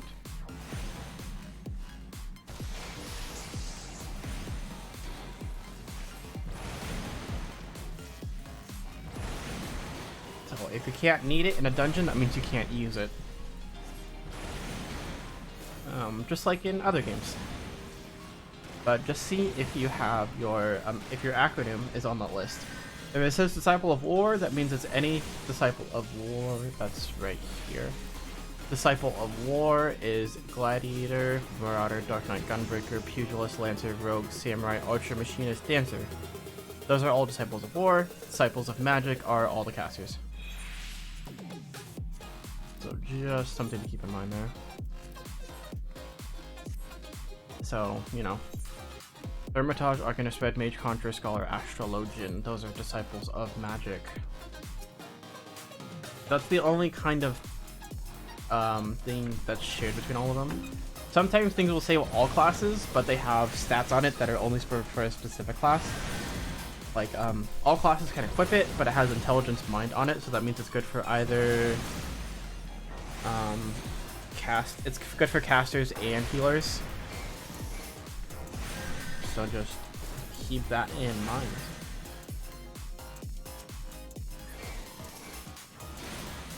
Yeah, we got fire 2, so that means we can AoE from range now. See, Disciple of Magic, which would be, yeah. So just kind of keep that in mind. If your acronym is not, sometimes they'll list out acronyms, like here, Thermitage Black Mage, for items you can use. Just remember that.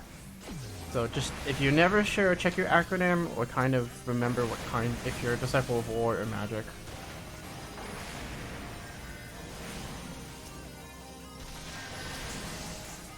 We're gonna dot all these, because I feel like it's gonna take a minute.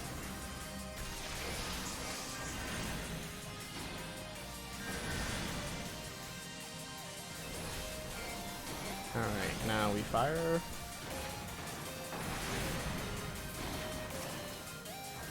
Alright, so fire is not really good. Fire AoE is not really good worth using unless there's 3 targets. So just remember your cutoff point for using AoEs versus single targets.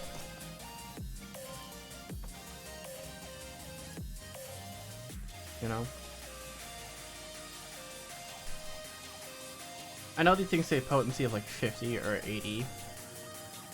But remember, Astral Fire gives you a buff to damage, which is like, I don't know how much it is, but it's a certain amount. So just remember, keep that in mind as you're doing damage. That fire will always be good. Fire will always be good. No matter what the potency say, fire damage always good.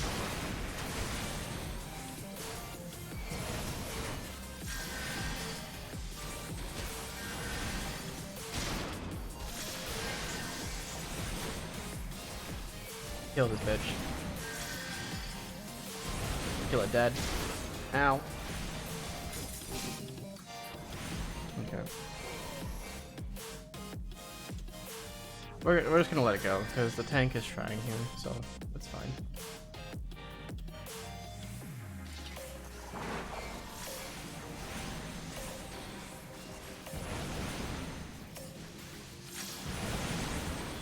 I'm gonna pick this thing up.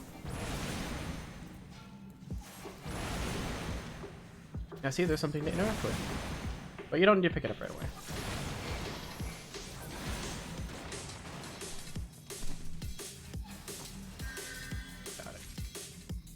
The tank's running that way. Okay. Oh, they're using their AoE though. Hey, there we go. They're just kind of forgetting where they are. No.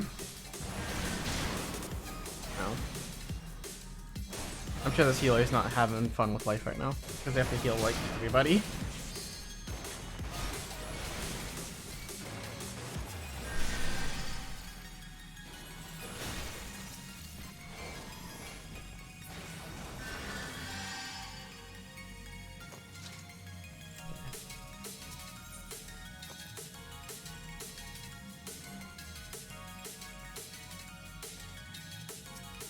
Oh, I got Swiftcast now as well.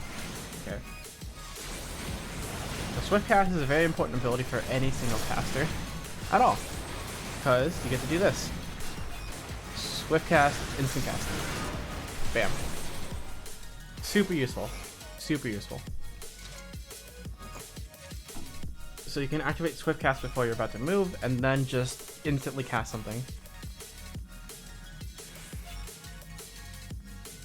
So that's why Scathe is useless. But hey, it's just it's something to keep in mind. You know. Absolutely something to keep in mind.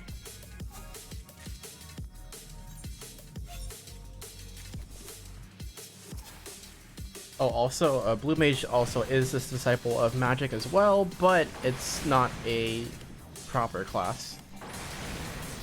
So just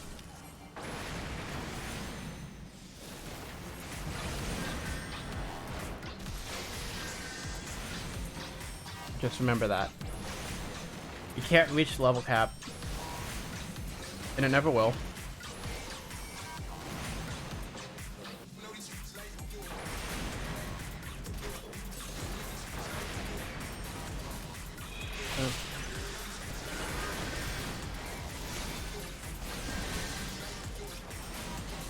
So we can do this.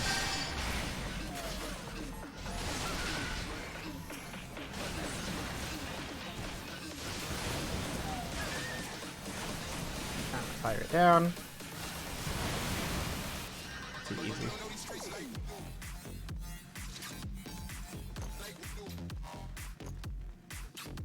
Yeah. Just keep that in mind. But this tank's improving. Oh no, they took off Iron Will. Okay, they're good. Oh, got worried for a second there.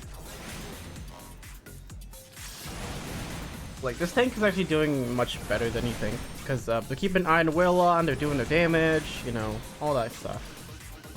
Using their damage windows very well. Because they only have this in Iron Blade, so there isn't too much to do.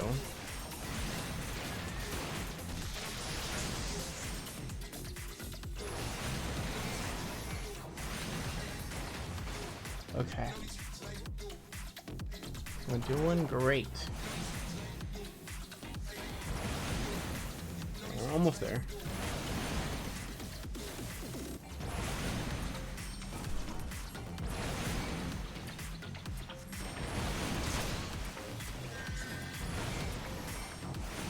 Sometimes you will just have enough DPS to rip aggro off the tank. You sometimes will just have that. And that's okay.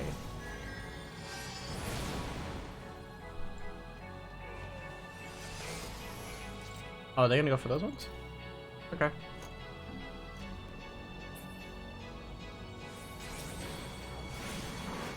Oh, they could have not done that. They could have not done that. That would have been fine.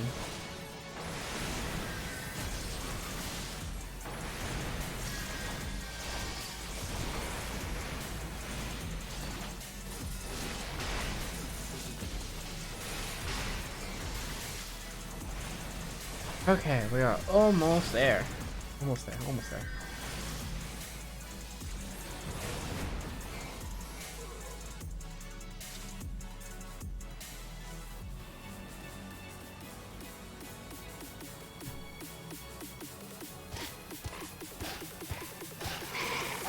Oh god, he killed him.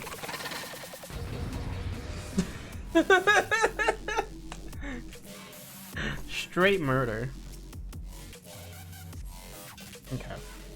Yeah, for this one, what you're supposed to be doing is if you see ripples, you're supposed to activate them, and then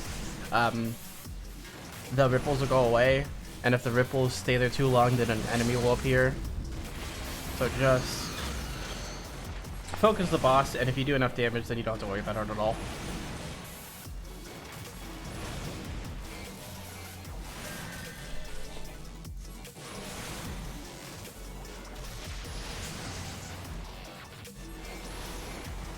Just do damage, just do damage.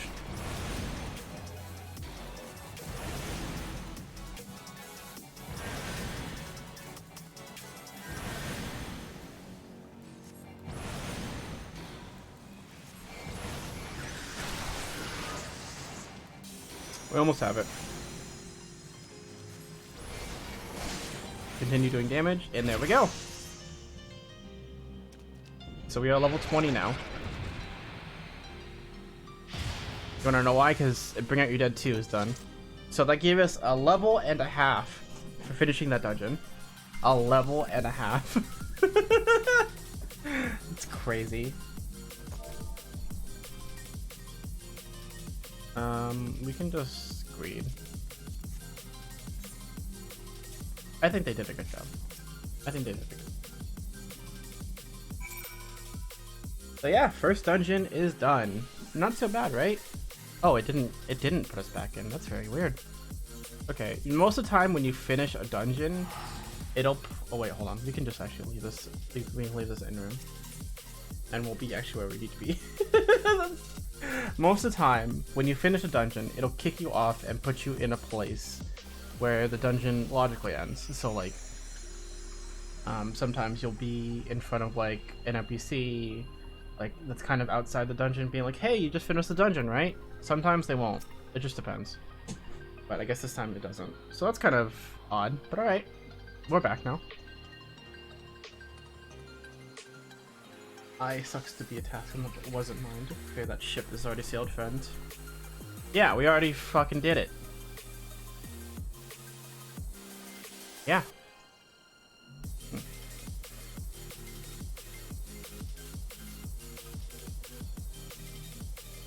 Yeah, see, like they had their tanks going.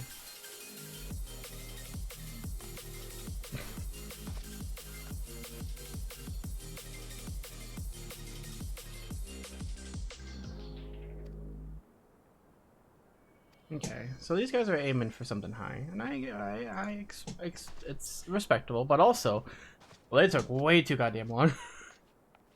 That's a Lancer right there.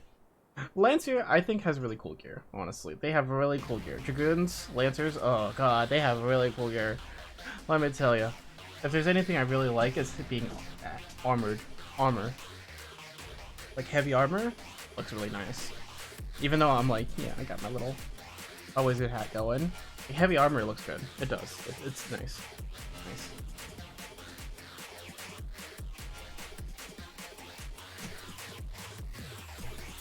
Oh, well, that ends well.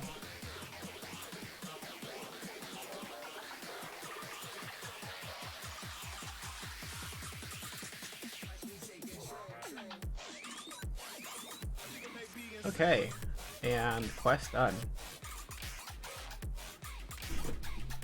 And we got the party finder that's unlocked.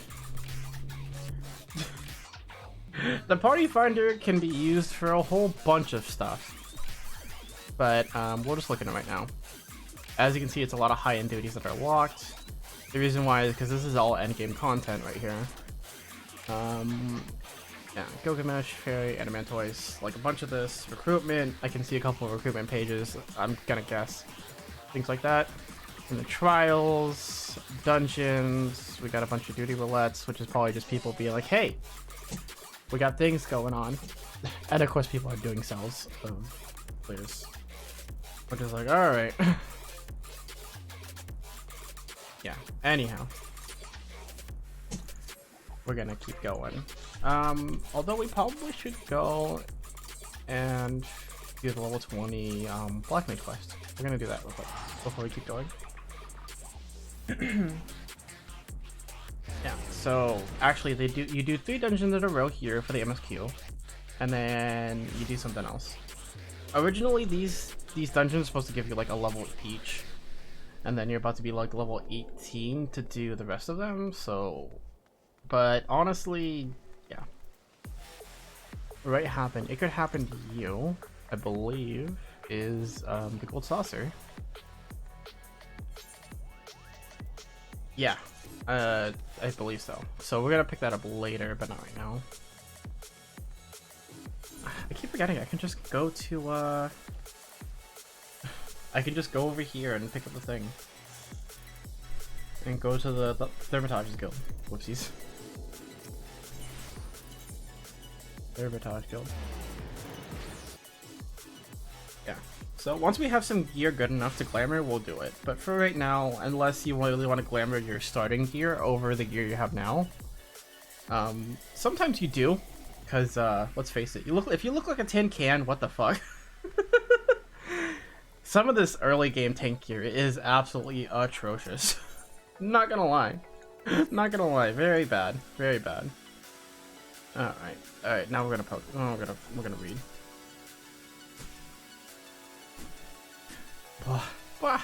Greetings, old Candace. Are you once more prepared to pursue the pages of powerful and peril? Then let us begin. Threat of perplexity. Ah, how magnificent! A daunting power we wield. Flames pursue, ice transfixes, and lightning dances into the ranks of our enemies. But what terror descends? Wind from all sides, those ranks closed. Flames are smothered, ice crushed, lightning is grounded. You know that this threat and where the multi-tuition's foe. This is the point of this example readily. Apparently, it'd be so most problematic. For example, should you meet this malefic mage slayer, he or she, whatever. Thermitage needs a thickest companion to accompany. As for your trial,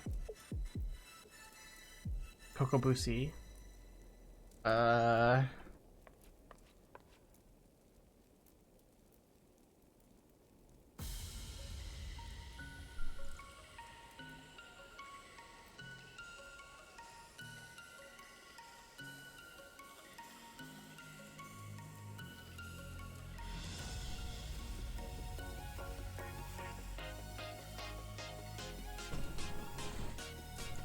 Nofia as well. Okay.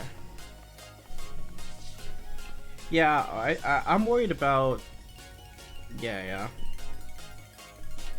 They should all be worried right now. So we're gonna go to Horizon. I'm gonna go south.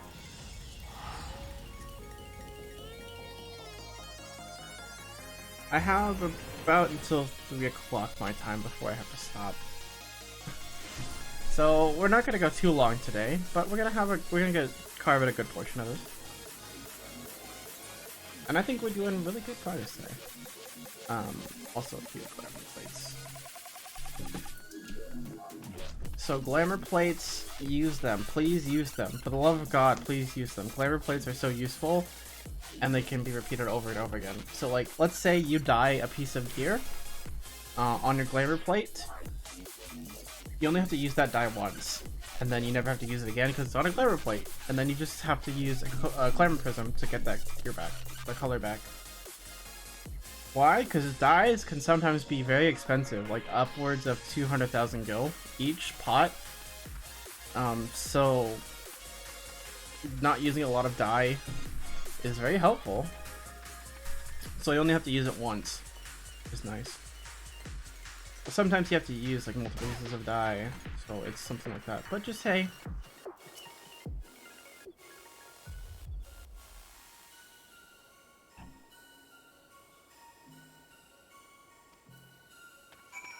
What the fuck is with this man?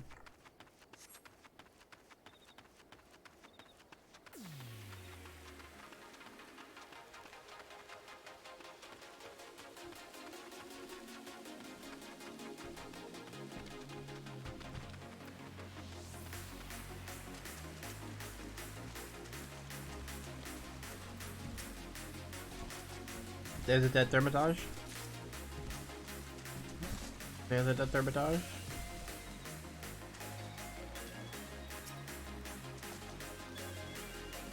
Oh, this monk's going for it.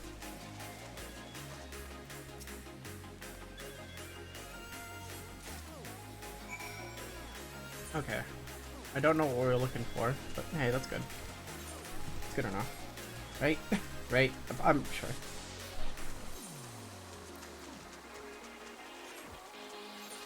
But yeah, we have 60% increased experience from all the stuff we have. I believe you can get either the Aetherite or the Alamegan rings from so you can't get the Alamegan earrings because those are only from Stormblood. The Aetherite rings, I believe you can get it from the deluxe edition of Shadowbringers. I don't know for sure though, unfortunately.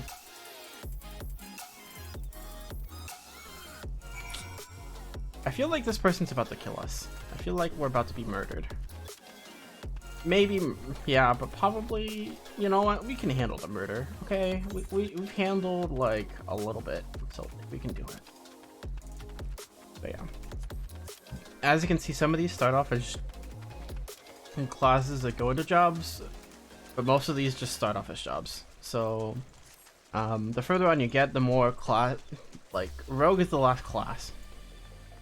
Right, so there's not much to worry about.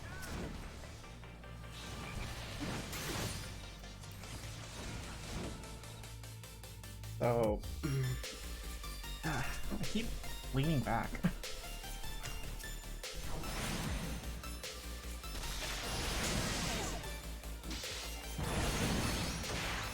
Okay, after murder.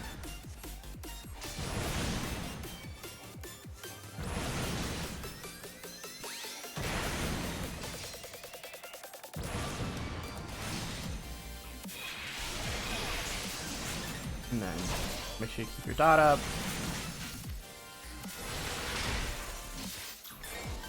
Bounce it back.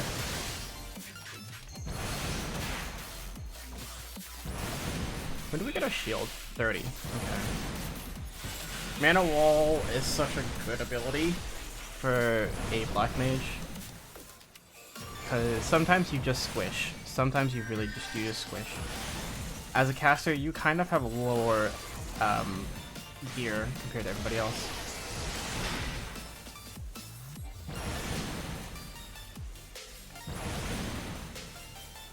So that's fine.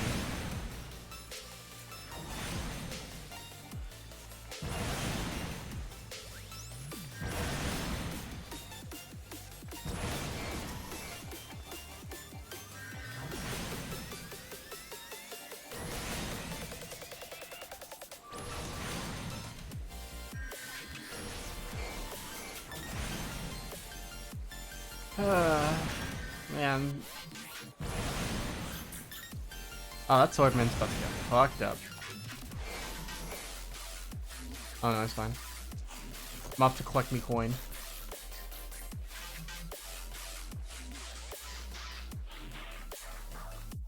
Oh, you're supposed to put them to sleep? Oh, whoops. I didn't even notice. Oh well, it doesn't matter. I did enough damage anyway, so it didn't matter. Woo!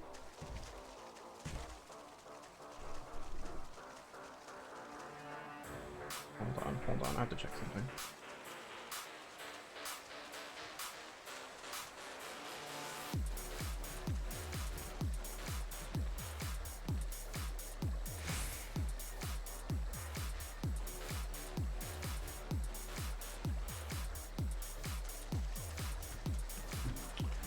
Okay, yeah, I got about until like 3 o'clock my time. Oh no, I'm stupid. Oh, okay, forgot. I couldn't figure out how to get around the bridge.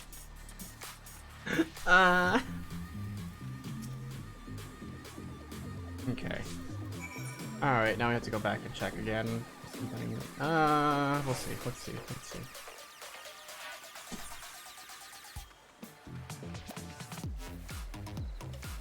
So just keep in mind.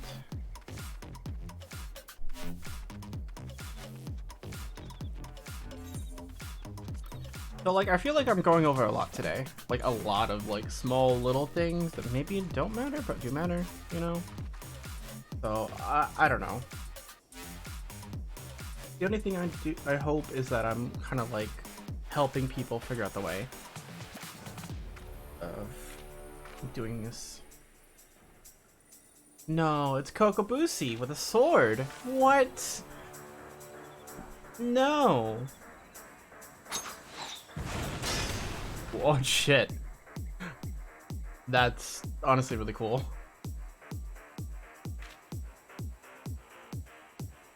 Possessed by the void scent.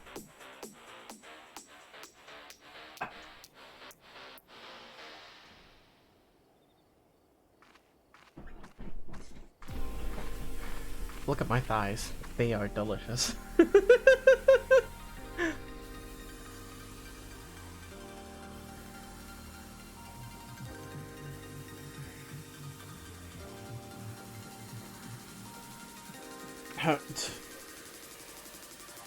Oh, come on.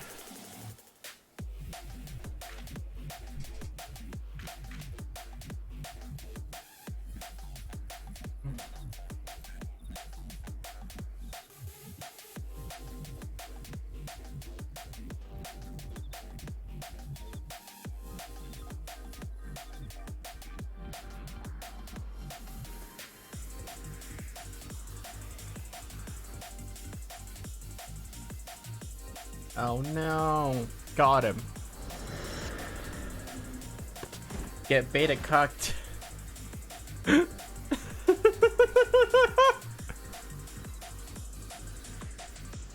Why spider? Why spider? Okay. Look how much power. I'm standing on the ceiling.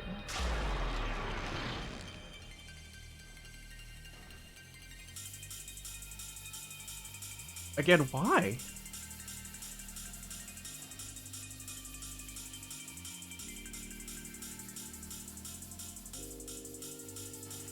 Yeah. Okay.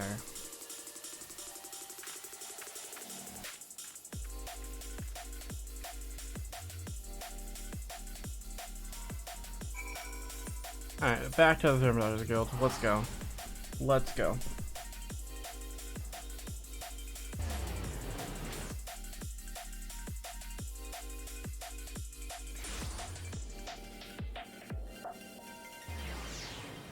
I really need to focus a little bit more.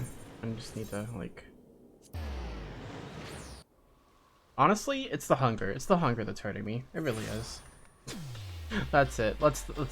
My hunger is throwing. I'll eat eventually. I just have to order something later.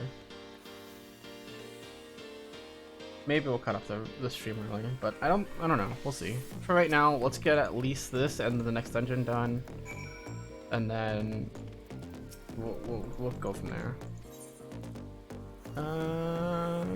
None of these things are as good as the stuff I'm wearing right now, because that gear isn't as good as dungeon gear. And we're gonna go back to Gadania.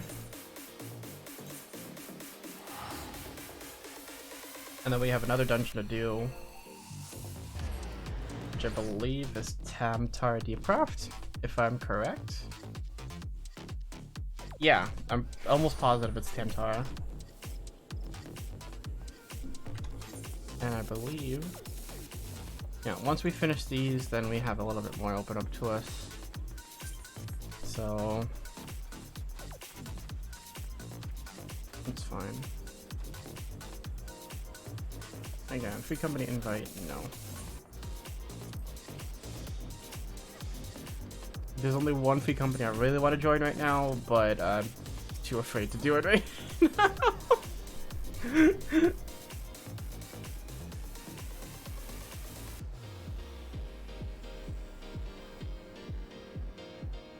Okay.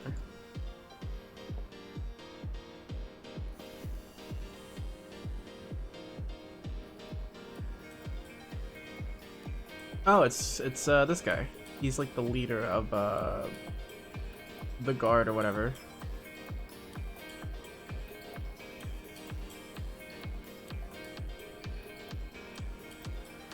Oh, I called it. Yeah, it is Tamtar.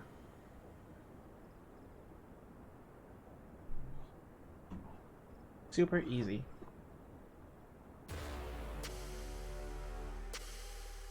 Okay. Once we thwarted their attacks on the Gridania tree, the birdmen have allowed us. Okay, so they decided to go underground and essentially try to summon a demon. An Eldritch Horror, so that they can wipe us out. So we're gonna wipe them out before they wipe us out. A game of attrition. So Meadows. No, don't use a ticket. If it's like 300 gil or less, you don't need to use. You don't use a ticket. Don't use it. It's such a waste. Right? At some point, you gotta go like, well.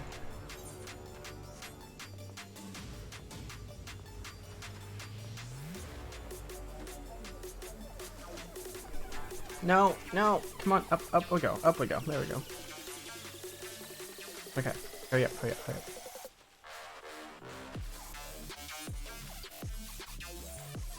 Okay.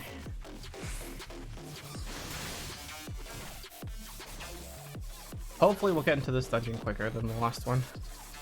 On the bright side, we can probably look at the market board or see if we can get a retainer going, something like that. That'd be pretty cool. Yeah, we'll get a retainer, I think. Maybe? I have to check, but I think we can get a retainer now. Well, we'll be able to see really quickly. We're gonna help kill this thing, because, looks like they're struggling with it.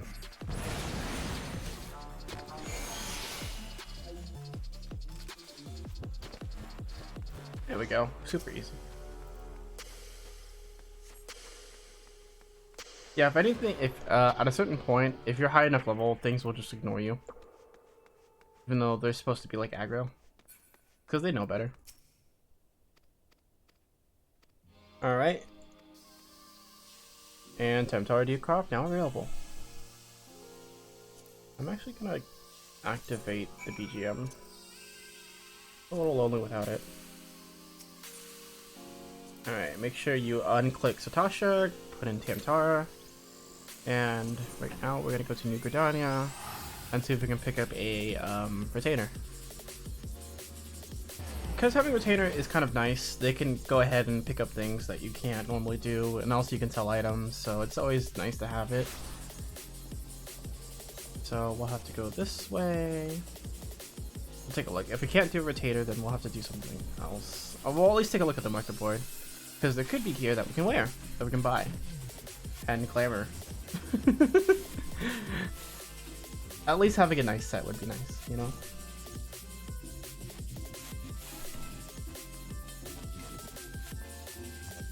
I'm gonna turn off the music for a moment.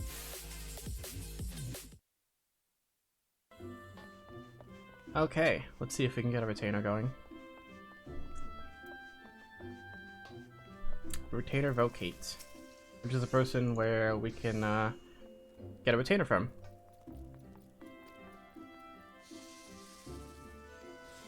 Okay, so we cannot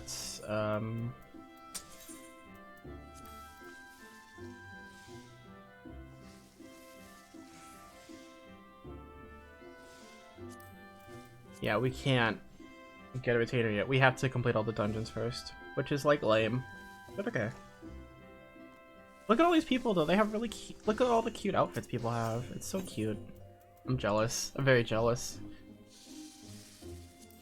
And we get a nice like hat here. Anything that's like green like this doesn't have a high quality, so always something to keep in mind there. Is it worth getting all this gear? Not particularly. Not particularly, but that's okay. Let's see if we can get some of these cheaper looking items. Maybe.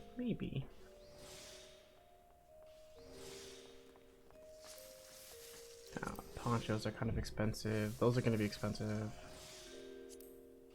More dress shirts. I'm just looking for something that I can wear that doesn't look like terrible.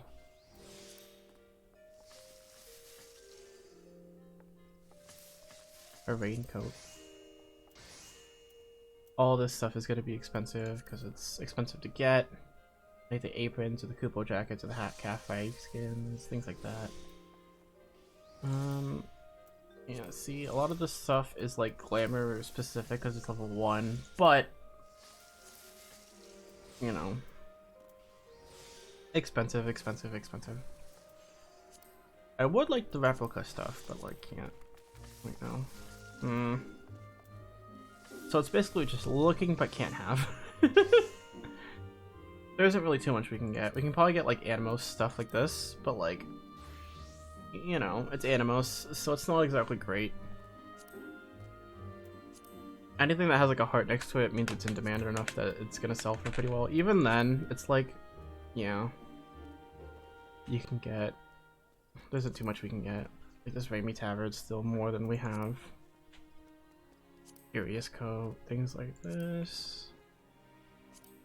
Griffin skin, 30k. Raimi shirts, 5k. So it's about, I like the Raimi shirt a lot. Rainbow Bastille, Falconeer shirt, 10k. My House Bastille, Siberian Bastille. Well, Jesus Christ, these things are so expensive. Why? They're not super difficult to get. I would show you, but I can't right now. But they're not terrible. Really not. Bridemaid dress is something. Oh god, there's still 22k. Jesus freaking Christ. I think I know where I can buy this, so I'm gonna see if I can go get it. If it's gonna take any longer, we can probably also go unlock the what is it called? Gold saucer.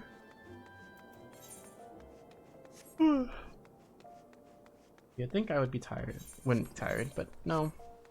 Still am. I'm just less tired than I was. Like, to be honest, I had to take a long time off because of work and things like that, and it just sucks that I had to. Okay, yeah, this is the gold saucer. Getting into the gold saucer is always a good idea. And then cloth, it's like novelty gear. See, like the good bridemaid stuff is still like 18k, so it's still expensive. Unfortunately. So let's see if we can sell all these pieces. Nope, that was it. Okay. Yeah, we're still at like 8k, which is like bleh. Oh, it's okay. Alright, so we have to go to the airship landing and then take us to the gold saucer.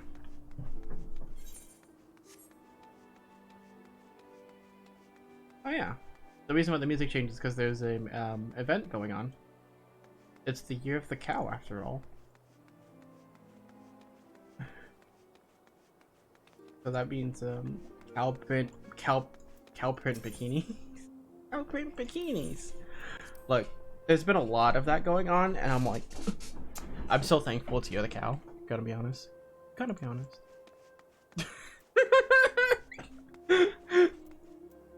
Look, if there's anything I learned from Twitter, just being gay makes it that people like you more.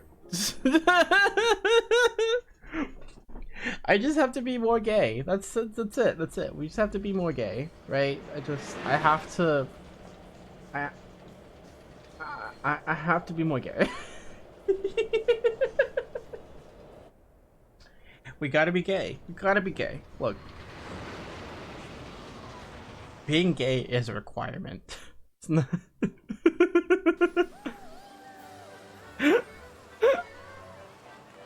What am I even talking about anymore? I'm being too gay on main. My bad. My bad. It's like being horny on main. Look, if you ever want to be horny on main, just look at my likes. Just look at my likes. Look at my likes on Twitter and you'll just see. I will like anything that I like. I don't care. If people want to look through that, that's fine. But like, I'm gonna like whatever I want to. But yeah, this is the gold saucer. By the way, you can get here at like level 15, even before you do the first dungeon. You saw, but we didn't do it quite yet because we had things to do. But like, this place is really awesome, honestly. There's a bunch of stuff you can do here. You can get some really good glamour if you have the time to put in. You know, you don't really need money, because you can just buy a little bit of MGP and then just live with that. It's really not... You don't need money here, it's just a bunch of gambling. It's gambling. That's it. It's organized gambling. That's what this is. In fact, I'd probably buy the Jumbo Cactpot right now and make sure that you can do it, because Saturday is the Jumbo Cactpot day. Alright, and then we have to accept this. Basically, they're just going to show us around and be like, hey, this is the things that are going on. I'm like, thank you. Appreciate that. Oh, yeah. Run and get the Aetheryte right freaking now. Run and get it right now. Before anything else. Go get it. Go get it. Go get it. Go get it. Go get it.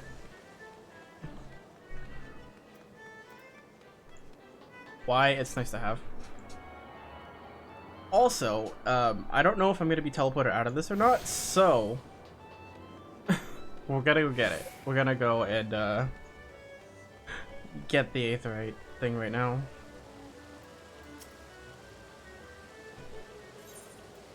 Alright. Essentially, they're just like, hey, look at all the places that we're gonna go. We have the Triple Triad, the Card Square, Triple Triad area. There's Chocobo Racing, there's the Daily Aesthetician, there's Mahjong. There's a whole bunch of different things, and there's also a bunch of like the fashion as well. So every week we'll show that later on, but for right now, right? MGP exchange. So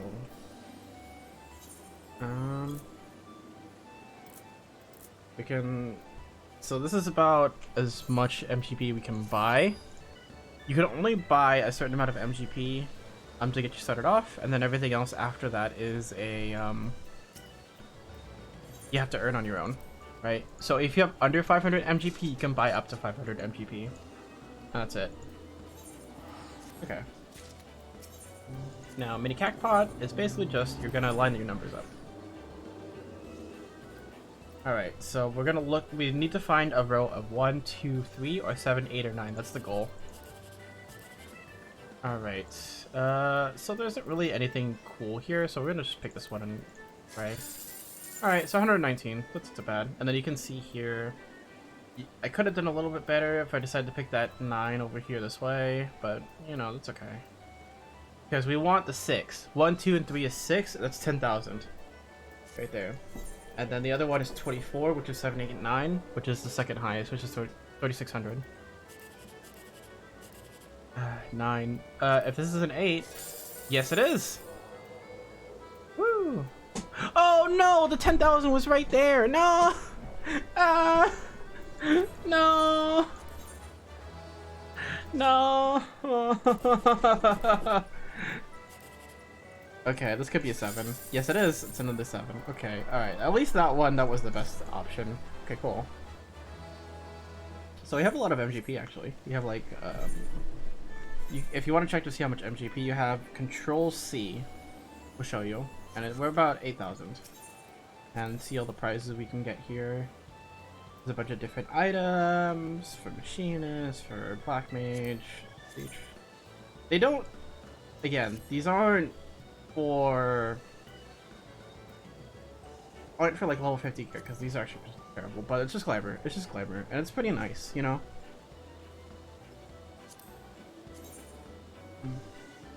Honestly, that dress looks really nice. Considering that we have like nothing. it wouldn't be bad to be wearing. Okay, so we're gonna try this on. So you can try on here by right-clicking and press trying on, and then you can save. So if you ever want to try on two things at the same time, you can just try it on like this. And then Glade shoes, like that. So it's not so bad at all. So you can just have that all tried on. To be honest, I think I'm gonna buy all this. I'm gonna buy the dress. And flops and the shoes. And then we'll go into a glamour dresser and do that later. And then that's the fashion reports. We do need to go and check out the CAC board. Where's the CAC board? Oh, it's a CAC board. Hitting the CAC pot. Why? Because the so it's basically just a weekly drawing. Every week, you have a chance of hitting the jackpot. And if you are early bird, you get a little bit of extra bonus on hitting the jackpot. A little bit extra bonus. Most of the time, you'll get nothing. But even participating is still like 1,000. You know? It's like 1,000 MGP. You get like 1,000 MGP per ticket, and the ticket's only like 100 each. So like, it's definitely worth it to do. But it's only, you can only do it like once a week. So you have until I think like the next drawing to pick it up. So you have the whole week, but the jumbo CAC pot.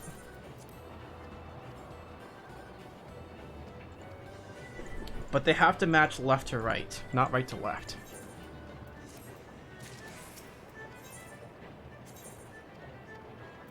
Alright. I'm just gonna pick random. Yep. You can buy 3 of them each week. You can buy this one, and then it costs like what, 100, 150, 200, so it's 450 MGP each week. Yeah, and then it is 6 p.m. Earth time on Saturday is when the drawing happens. So in 4 hours, you can pick up anything from the Cacpot cashier. Depending on how many people are in it is how much you're gonna earn. So it's always worth it to do that drawing.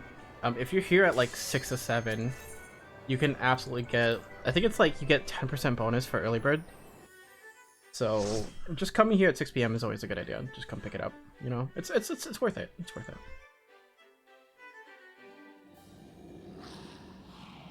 But it is once a week, so just make sure you pick it up.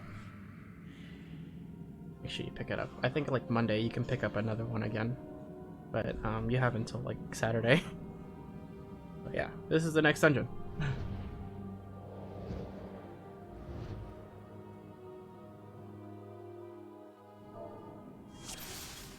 They say hello. Saying hello is nice.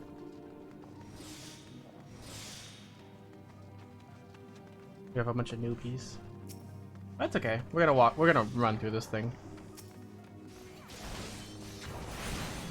We're gonna run through it really quickly.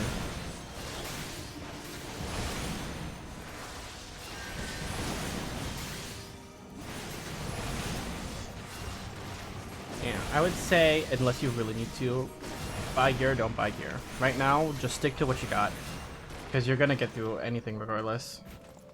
The only thing you need to worry about is like solo scenarios. That's it. I'm over prepping like hell for these dungeons. Like hell. Because I just want to show you how over prepped you can be. You know, you want to make sure you're doing as well as you can be. Things like that. But like, to be honest, you could just be going in here with like a level 1 or level 15 gear that they give you. And then you're good to go. Like, that's it. That's all you need. That's all you need. You really don't need to be doing that much damage, honestly. You should try to. That's the aim of gold. As a tank, it wouldn't hurt to have a little bit extra gear, of course.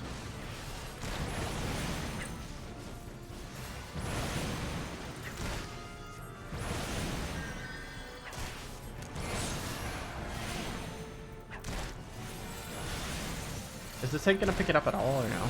I guess not. Why?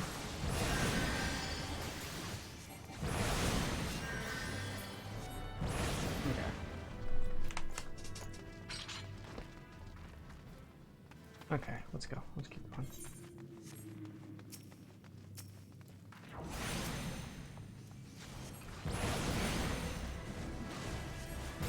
Alright, we'll put it in.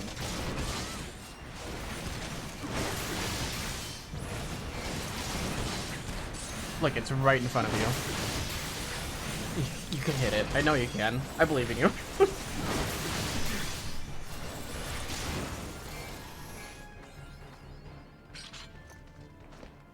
We can kill things. It's up to the tank. I don't really care.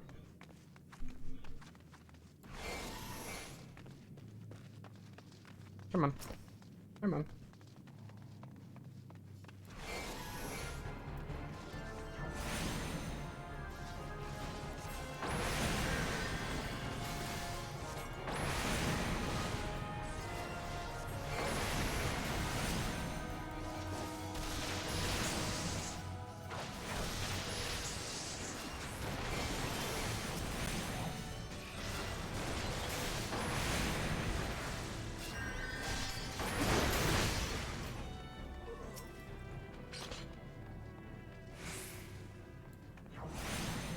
Easy peasy.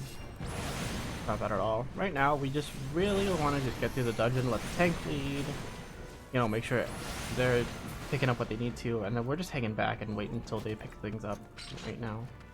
Although we can kind of run forward if there's not really going to be enemies for a little bit, you know?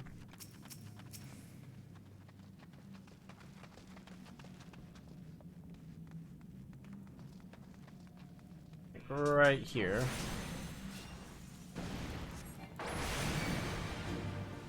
Oh shit.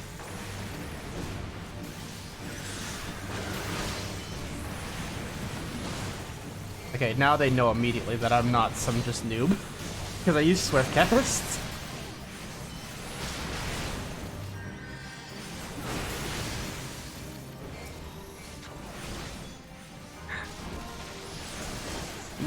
To be honest, Swift Cast is such a useful tool. Because you can just cast while moving.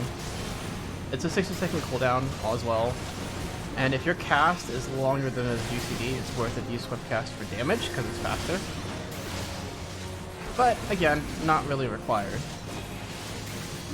You could just be standing like this and then just kind of run out of the way, and then you're good to go. So you're doing fine. You're doing fine right here.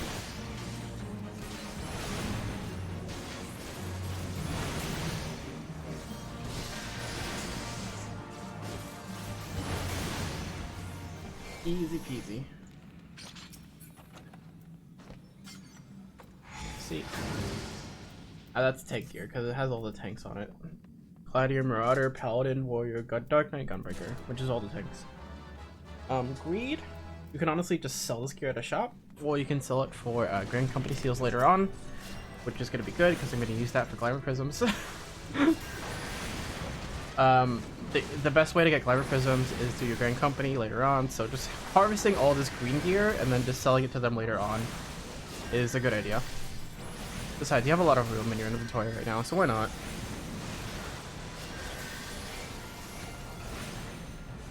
Just take it and then sell it later.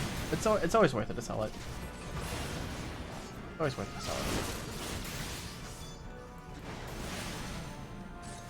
Always worth it to sell it.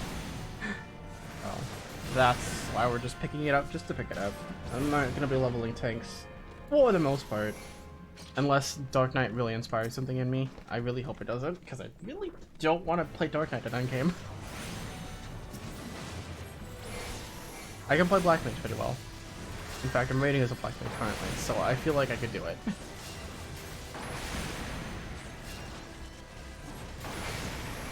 There we go. As soon as you cast it, you can transpose and then not worry about getting any like, damage loss or whatever. Okay. And then you wait till you're about full health, full MP, then you switch back. We're gonna attack that one at the very back. Because he's kind of running amok.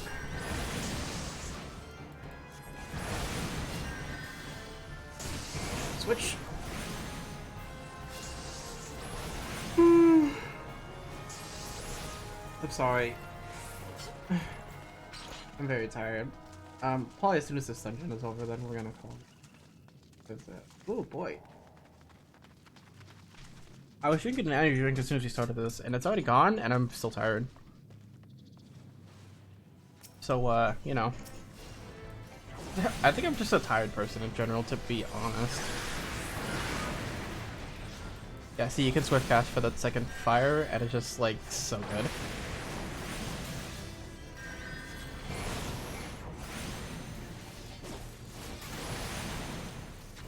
One more.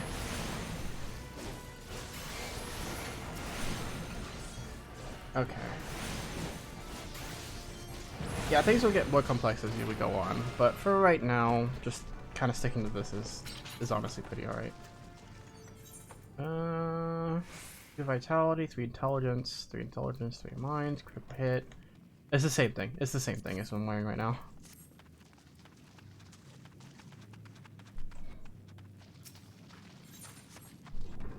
Just because it's green doesn't always mean it's better.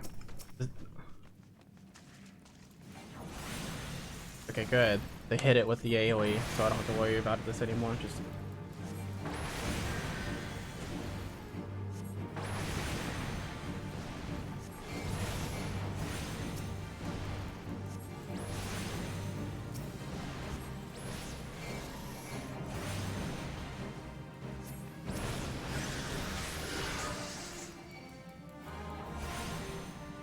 there we go. Easy. Swift cast is really nice because it just helps you do more damage more quickly.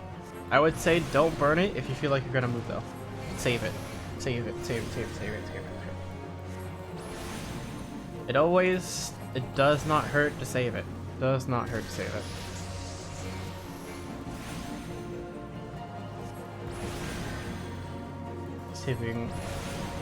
Saving thunder. Or saving swift cast, saving triple cast for later on. Saving things like that, totally fine. Totally fine. Just the rule of thumb is if you can get another use out of it for how long you're holding it. So let's say you hold it for about 60 seconds, that's when you need to not save it. Is when you're holding it, it's going to cost you an extra use of it during the fight. You know?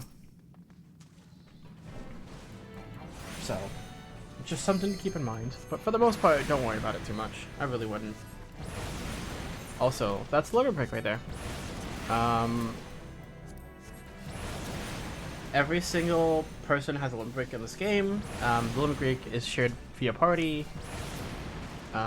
Every single role has a different limit break. So like casters, physical range, melee have different limit breaks than the healers and tanks. So that's fine.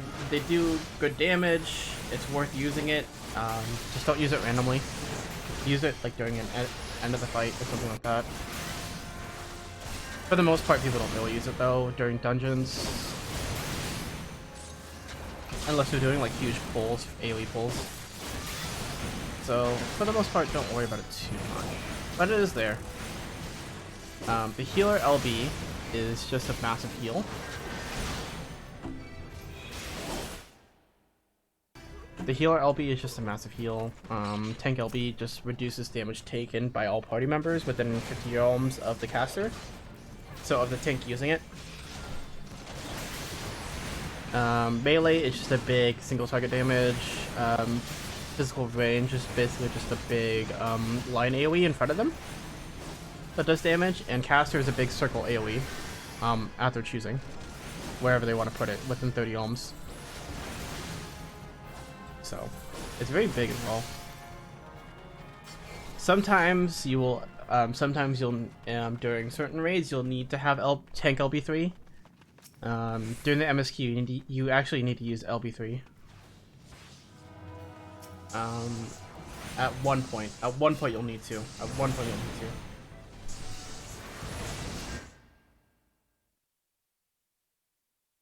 Sorry, need to sneeze.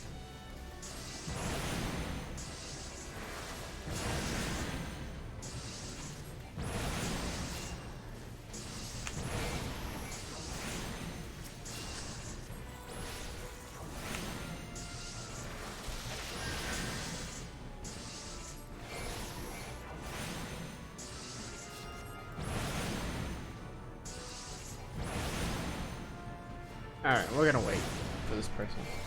As I said, they need to wait.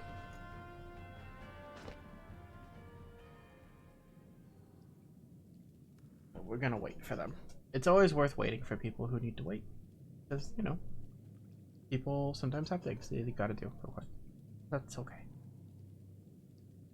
Nobody's shaming them because they're busy. Right? Sometimes you got things you gotta do. Baby's crying. People hating.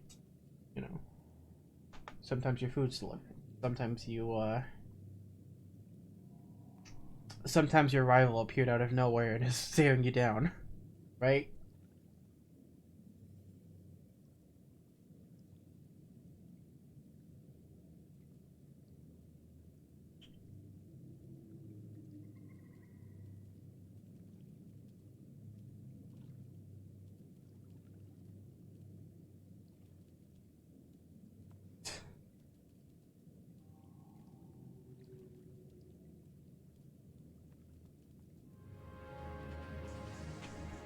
Oh, okay, they're back. Run, run, run, run, run.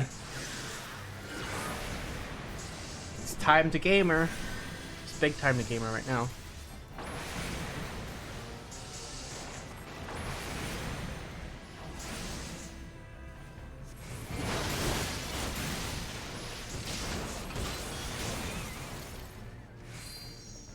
Okay.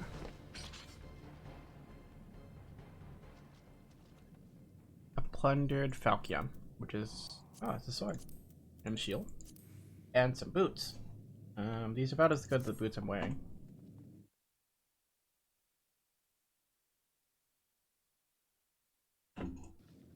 Sorry again, another sneeze.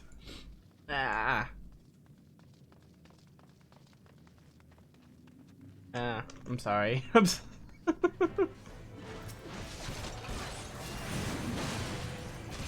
Anywho. Yeah, as you can see, we're already breezing through these levels, because we have rested experience as well on top of this. Rested experience, I believe, lasts for like 6 levels above the one you're at when you log out. Something like that. Like 6 full levels of experience, so... You know, it's okay.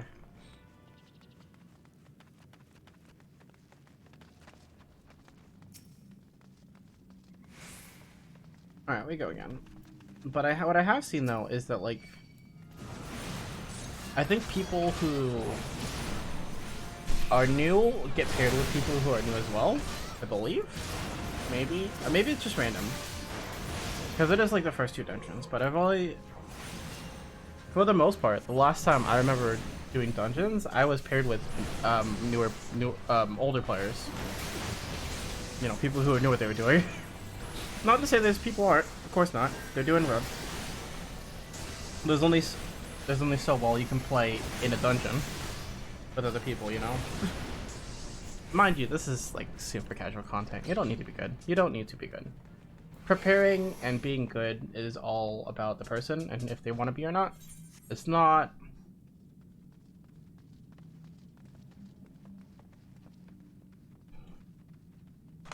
It's all about whether you want to be good or not. It is on how well you want to good you want to be. As a tank or as a healer, just make sure you're doing your job. Same with DPS, but otherwise, just like, forget it, you know? Just, you don't need to take it so seriously, is what I'm saying. Is do what you are okay with, and then go from there, right? Strive to be as good as you want to be. If you want to be a god gamer, and, you know, inch out every little single thing of DPS from every little scenario, go ahead. It's fine. Nobody's gonna fault you for that. As long as you're not hurting other people, that's fine. Like, I know at the end of the game, at the end of the day, I'm here to get to the end of the tier, right? This character is specifically made to complete the latest tier of raid content from level 1. So of course I want to be thinking about how much damage I can do early on, so the more damage you do, the faster this is going to go. Things like that. So. Right, I'm excited to get through all of Realm Born, excited to get through all of Stormblood, excited to get through Heaven's Word, you know, pay attention to the story a little bit more than I did last time, because I didn't really. I still kind of beat myself up for that, you know, because I really should have.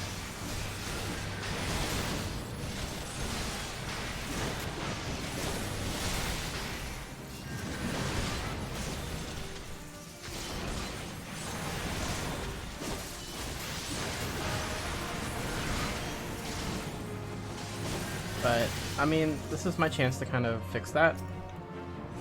And go back and do the thing I was supposed to do the first time and pay attention to the story. I know I'm not fully paying attention at the moment, and yeah, maybe I should, but... You know, we're gonna go through this, right? We're gonna get through this. We're not gonna skip any cutscenes. I'm gonna probably skip through a little bit of dialogue here and there, but, like, it's dialogue.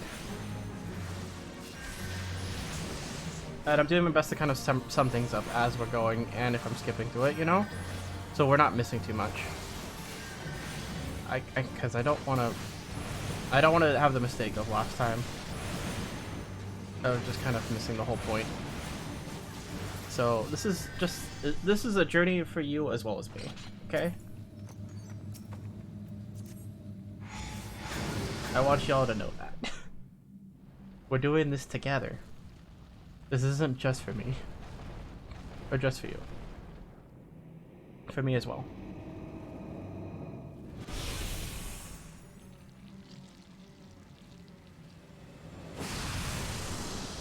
Okay.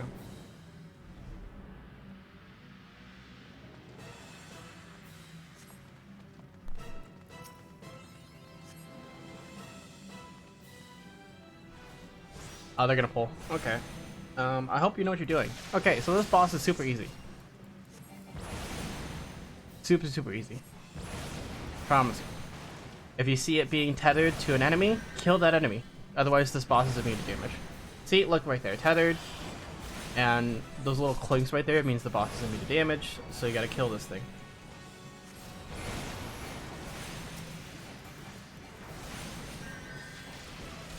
Super easy.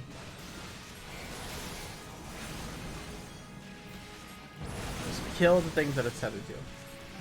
Mechanic-wise, it's not very difficult. Okay, so it's immune again. So we're gonna kill these imps as soon as we can.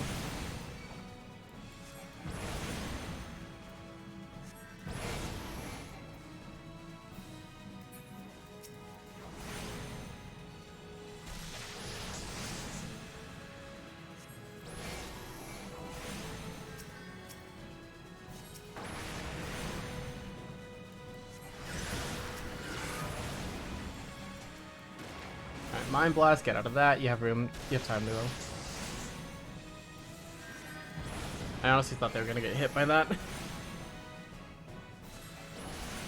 Alright, and then the third time, yep, with Heather.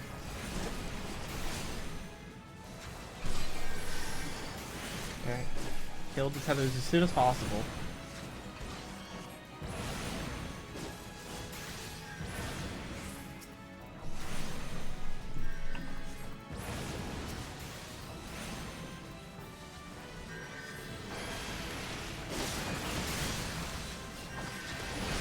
We're gonna do this because it's some AoE damage.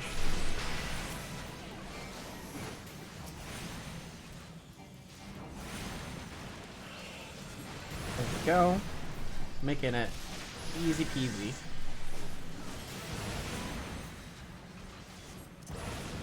I'm an LB. Boom. Blow it up. And we level it up again. Again, this is a very, you know, all the first dungeons are gonna be super easy, and they'll get harder as they go. I promise. All 50 dungeons are honestly just as much as a joke, but that's fine.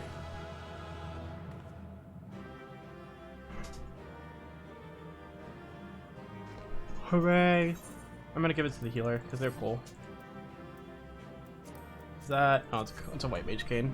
Rip. And we're leaving. Oh, we got accommodation! Hooray! Hooray! Hooray! Hooray! Hooray! And we're put back into the gold saucer.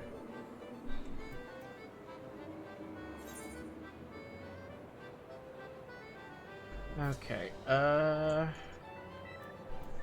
Yeah, Yeah, so that's basically the main couple things from the first couple dungeons. We're gonna go and turn this quest in.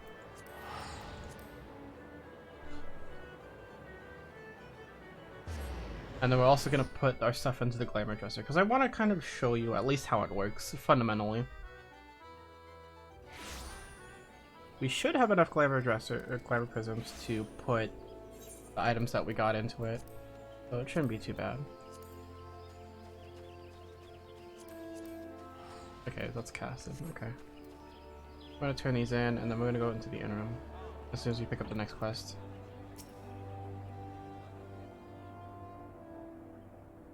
And then they were like, "Hey, you did good."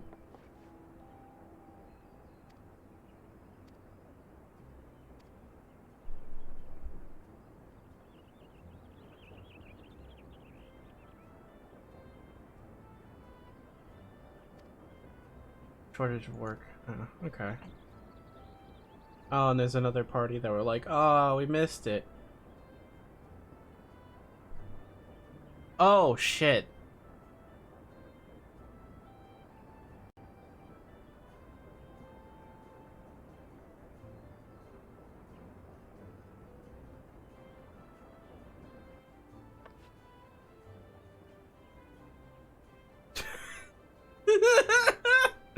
Oh my god, this is exactly just like a party finder party.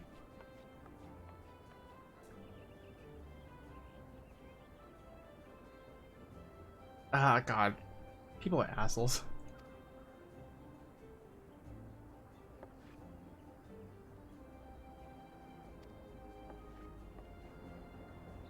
Wait, why does she have his head? What the fuck? Yeah, okay.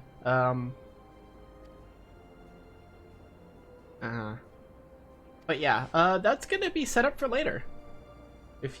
Yeah, very set up. Oh boy. She does in fact have his head. As like a thing. As in like fucking keeping it, what the fuck? So, yeah, okay. And then it's setting us to hold off. But yeah, we're gonna go into the interim, and I want to show you how glamours work real quick. Real quick before we move on. Before we end for today, I want to just show you how the glamour dresses work. So again, like last time, we just put things in here. Staff isn't anything special, so I'm not gonna keep it, but same thing with the acolyte robes, but the Riviera stuff I'm gonna put in there real quick.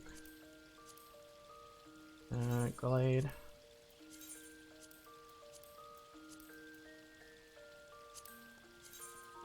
Yeah, and then you can hold right click to kind of move the character, and if you right click while putting a mouse wheel up, you can zoom in. And the left click allows you to like turn the character around. Like you can see like the earrings are right here, and they're like not anything special. Try on same thing for the rings. You can see it kind of looks the same. It's not really anything special. Anyway, this is gonna be our first glamour plate. I'm gonna put on the Riviera dress, and then we're gonna put on the slops and the boots. And as you can see, it's not anything special. We can also dye this as well. We have a pink dye. I believe didn't we get like a red dye or something? Got a yellow dye and a blue dye. I kind of like the blue dye, honestly. Looks kind of nice. We're gonna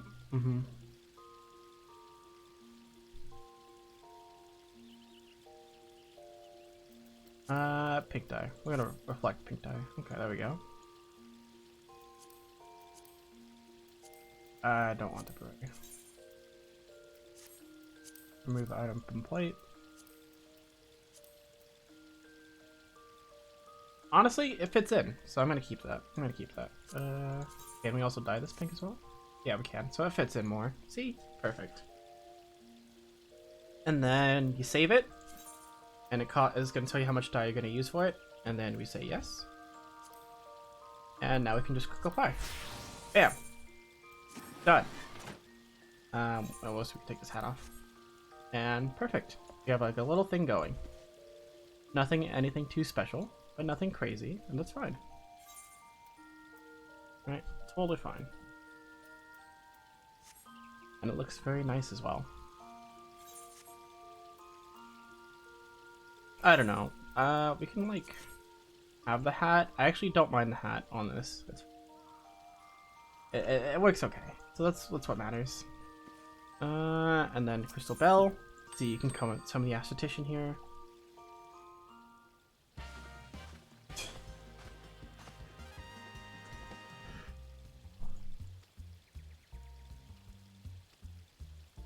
And he just kind of comes in, and it's fine. Anyways, here you can change your hairstyle to whatever you'd like. So if you're feeling a little bit of hair difference, that's fine. I think it's like 2,000 gil to change your hairstyle, which isn't like later on. It's not gonna be a lot, so don't worry about that too much.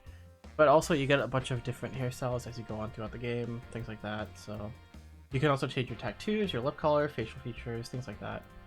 Anything that you really want to change. Hair color, of course, face paint if you want to put on face paint, things like that.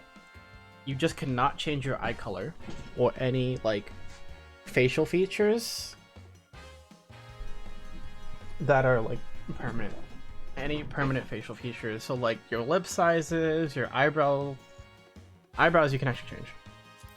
You can change your type of eyebrow. But you can't change like your lip sizes or nose size or ear size or tail color, tail size, things like that. Anything that's not like super permanent. So that realistically could be changed, you know? And then over here, this is the small clothes, which is basically just, you know, underclothes, but you can have your equip stuff as well. And see what it looks like, your hairstyle looks like with your equip stuff. Because sometimes hairstyles will show through. They will show through the head tie you equip, so this like kind of does. Not the little back piece though, but not everything does. So in case you're gonna be having like a specific outfit, it doesn't hurt to check to see if it actually works through your hat. See, like this little pompadour thing doesn't show up at all. So just something to keep in mind. I very much like my long hair. I do.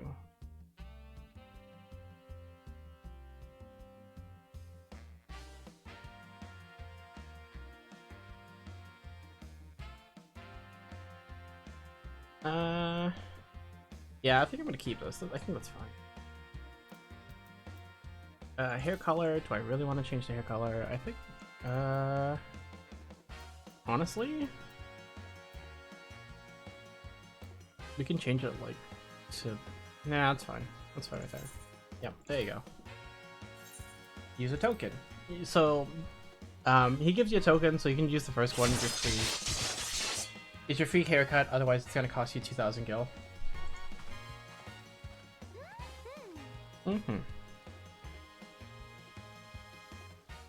So pretty simple. So. And then you could always hide your weapon and your hat when you walk it around. But mind you, in combat you will just take out your weapon, but it just disappears if you're not wearing it. So just something to keep in mind. Okay. So this is an emote. I'm sorry. I'm doing something that you guys don't know about, but these are emotes. Essentially, you can just emote like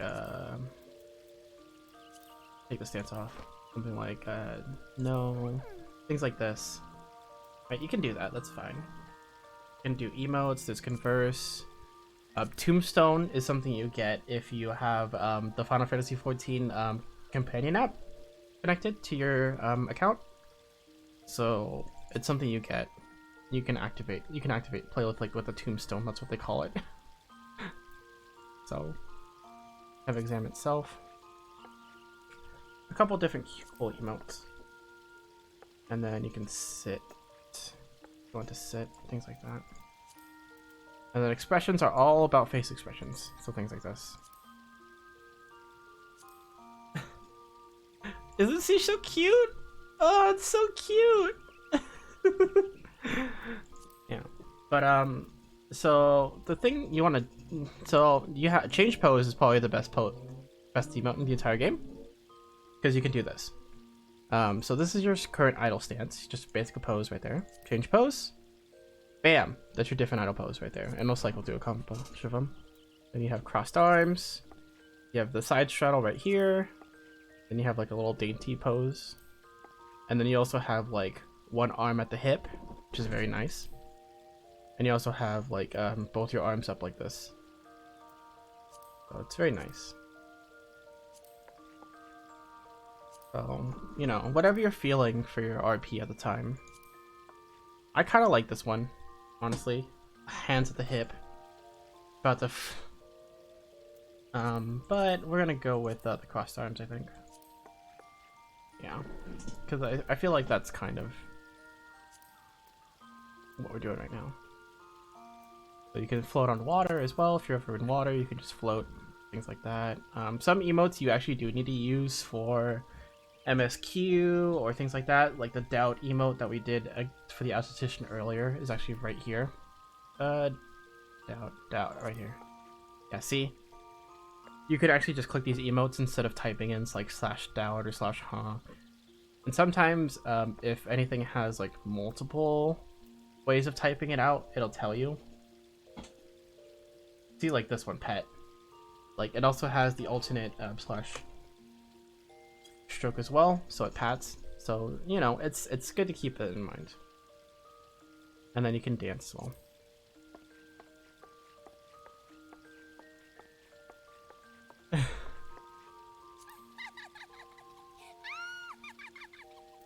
Yeah, very creepy. But yeah, just something to keep in mind. Anywho, we're gonna stop for today. Tomorrow we're gonna, well, not tomorrow actually. Sunday. I'm gonna try to do a different day, but we'll see. I will let you guys know on Twitter. For those of you who aren't following me on Twitter or anything like that, twitter.com/@Volcantis. Please follow me so I can give you guys updates of when I'm gonna be streaming next. Things like that. And yeah. Next time we're gonna go through the new dungeon, which is gonna be Copperbell Mines, which is nice. We're gonna level there. We're gonna keep going with the MSQ. Keep going. Keep rolling. Yeah. Okay. Well, I'm gonna go. All right. Goodbye, everybody. Thank you for coming. I really appreciate you for showing up. Take care and stay safe. Okay. All right. Bye.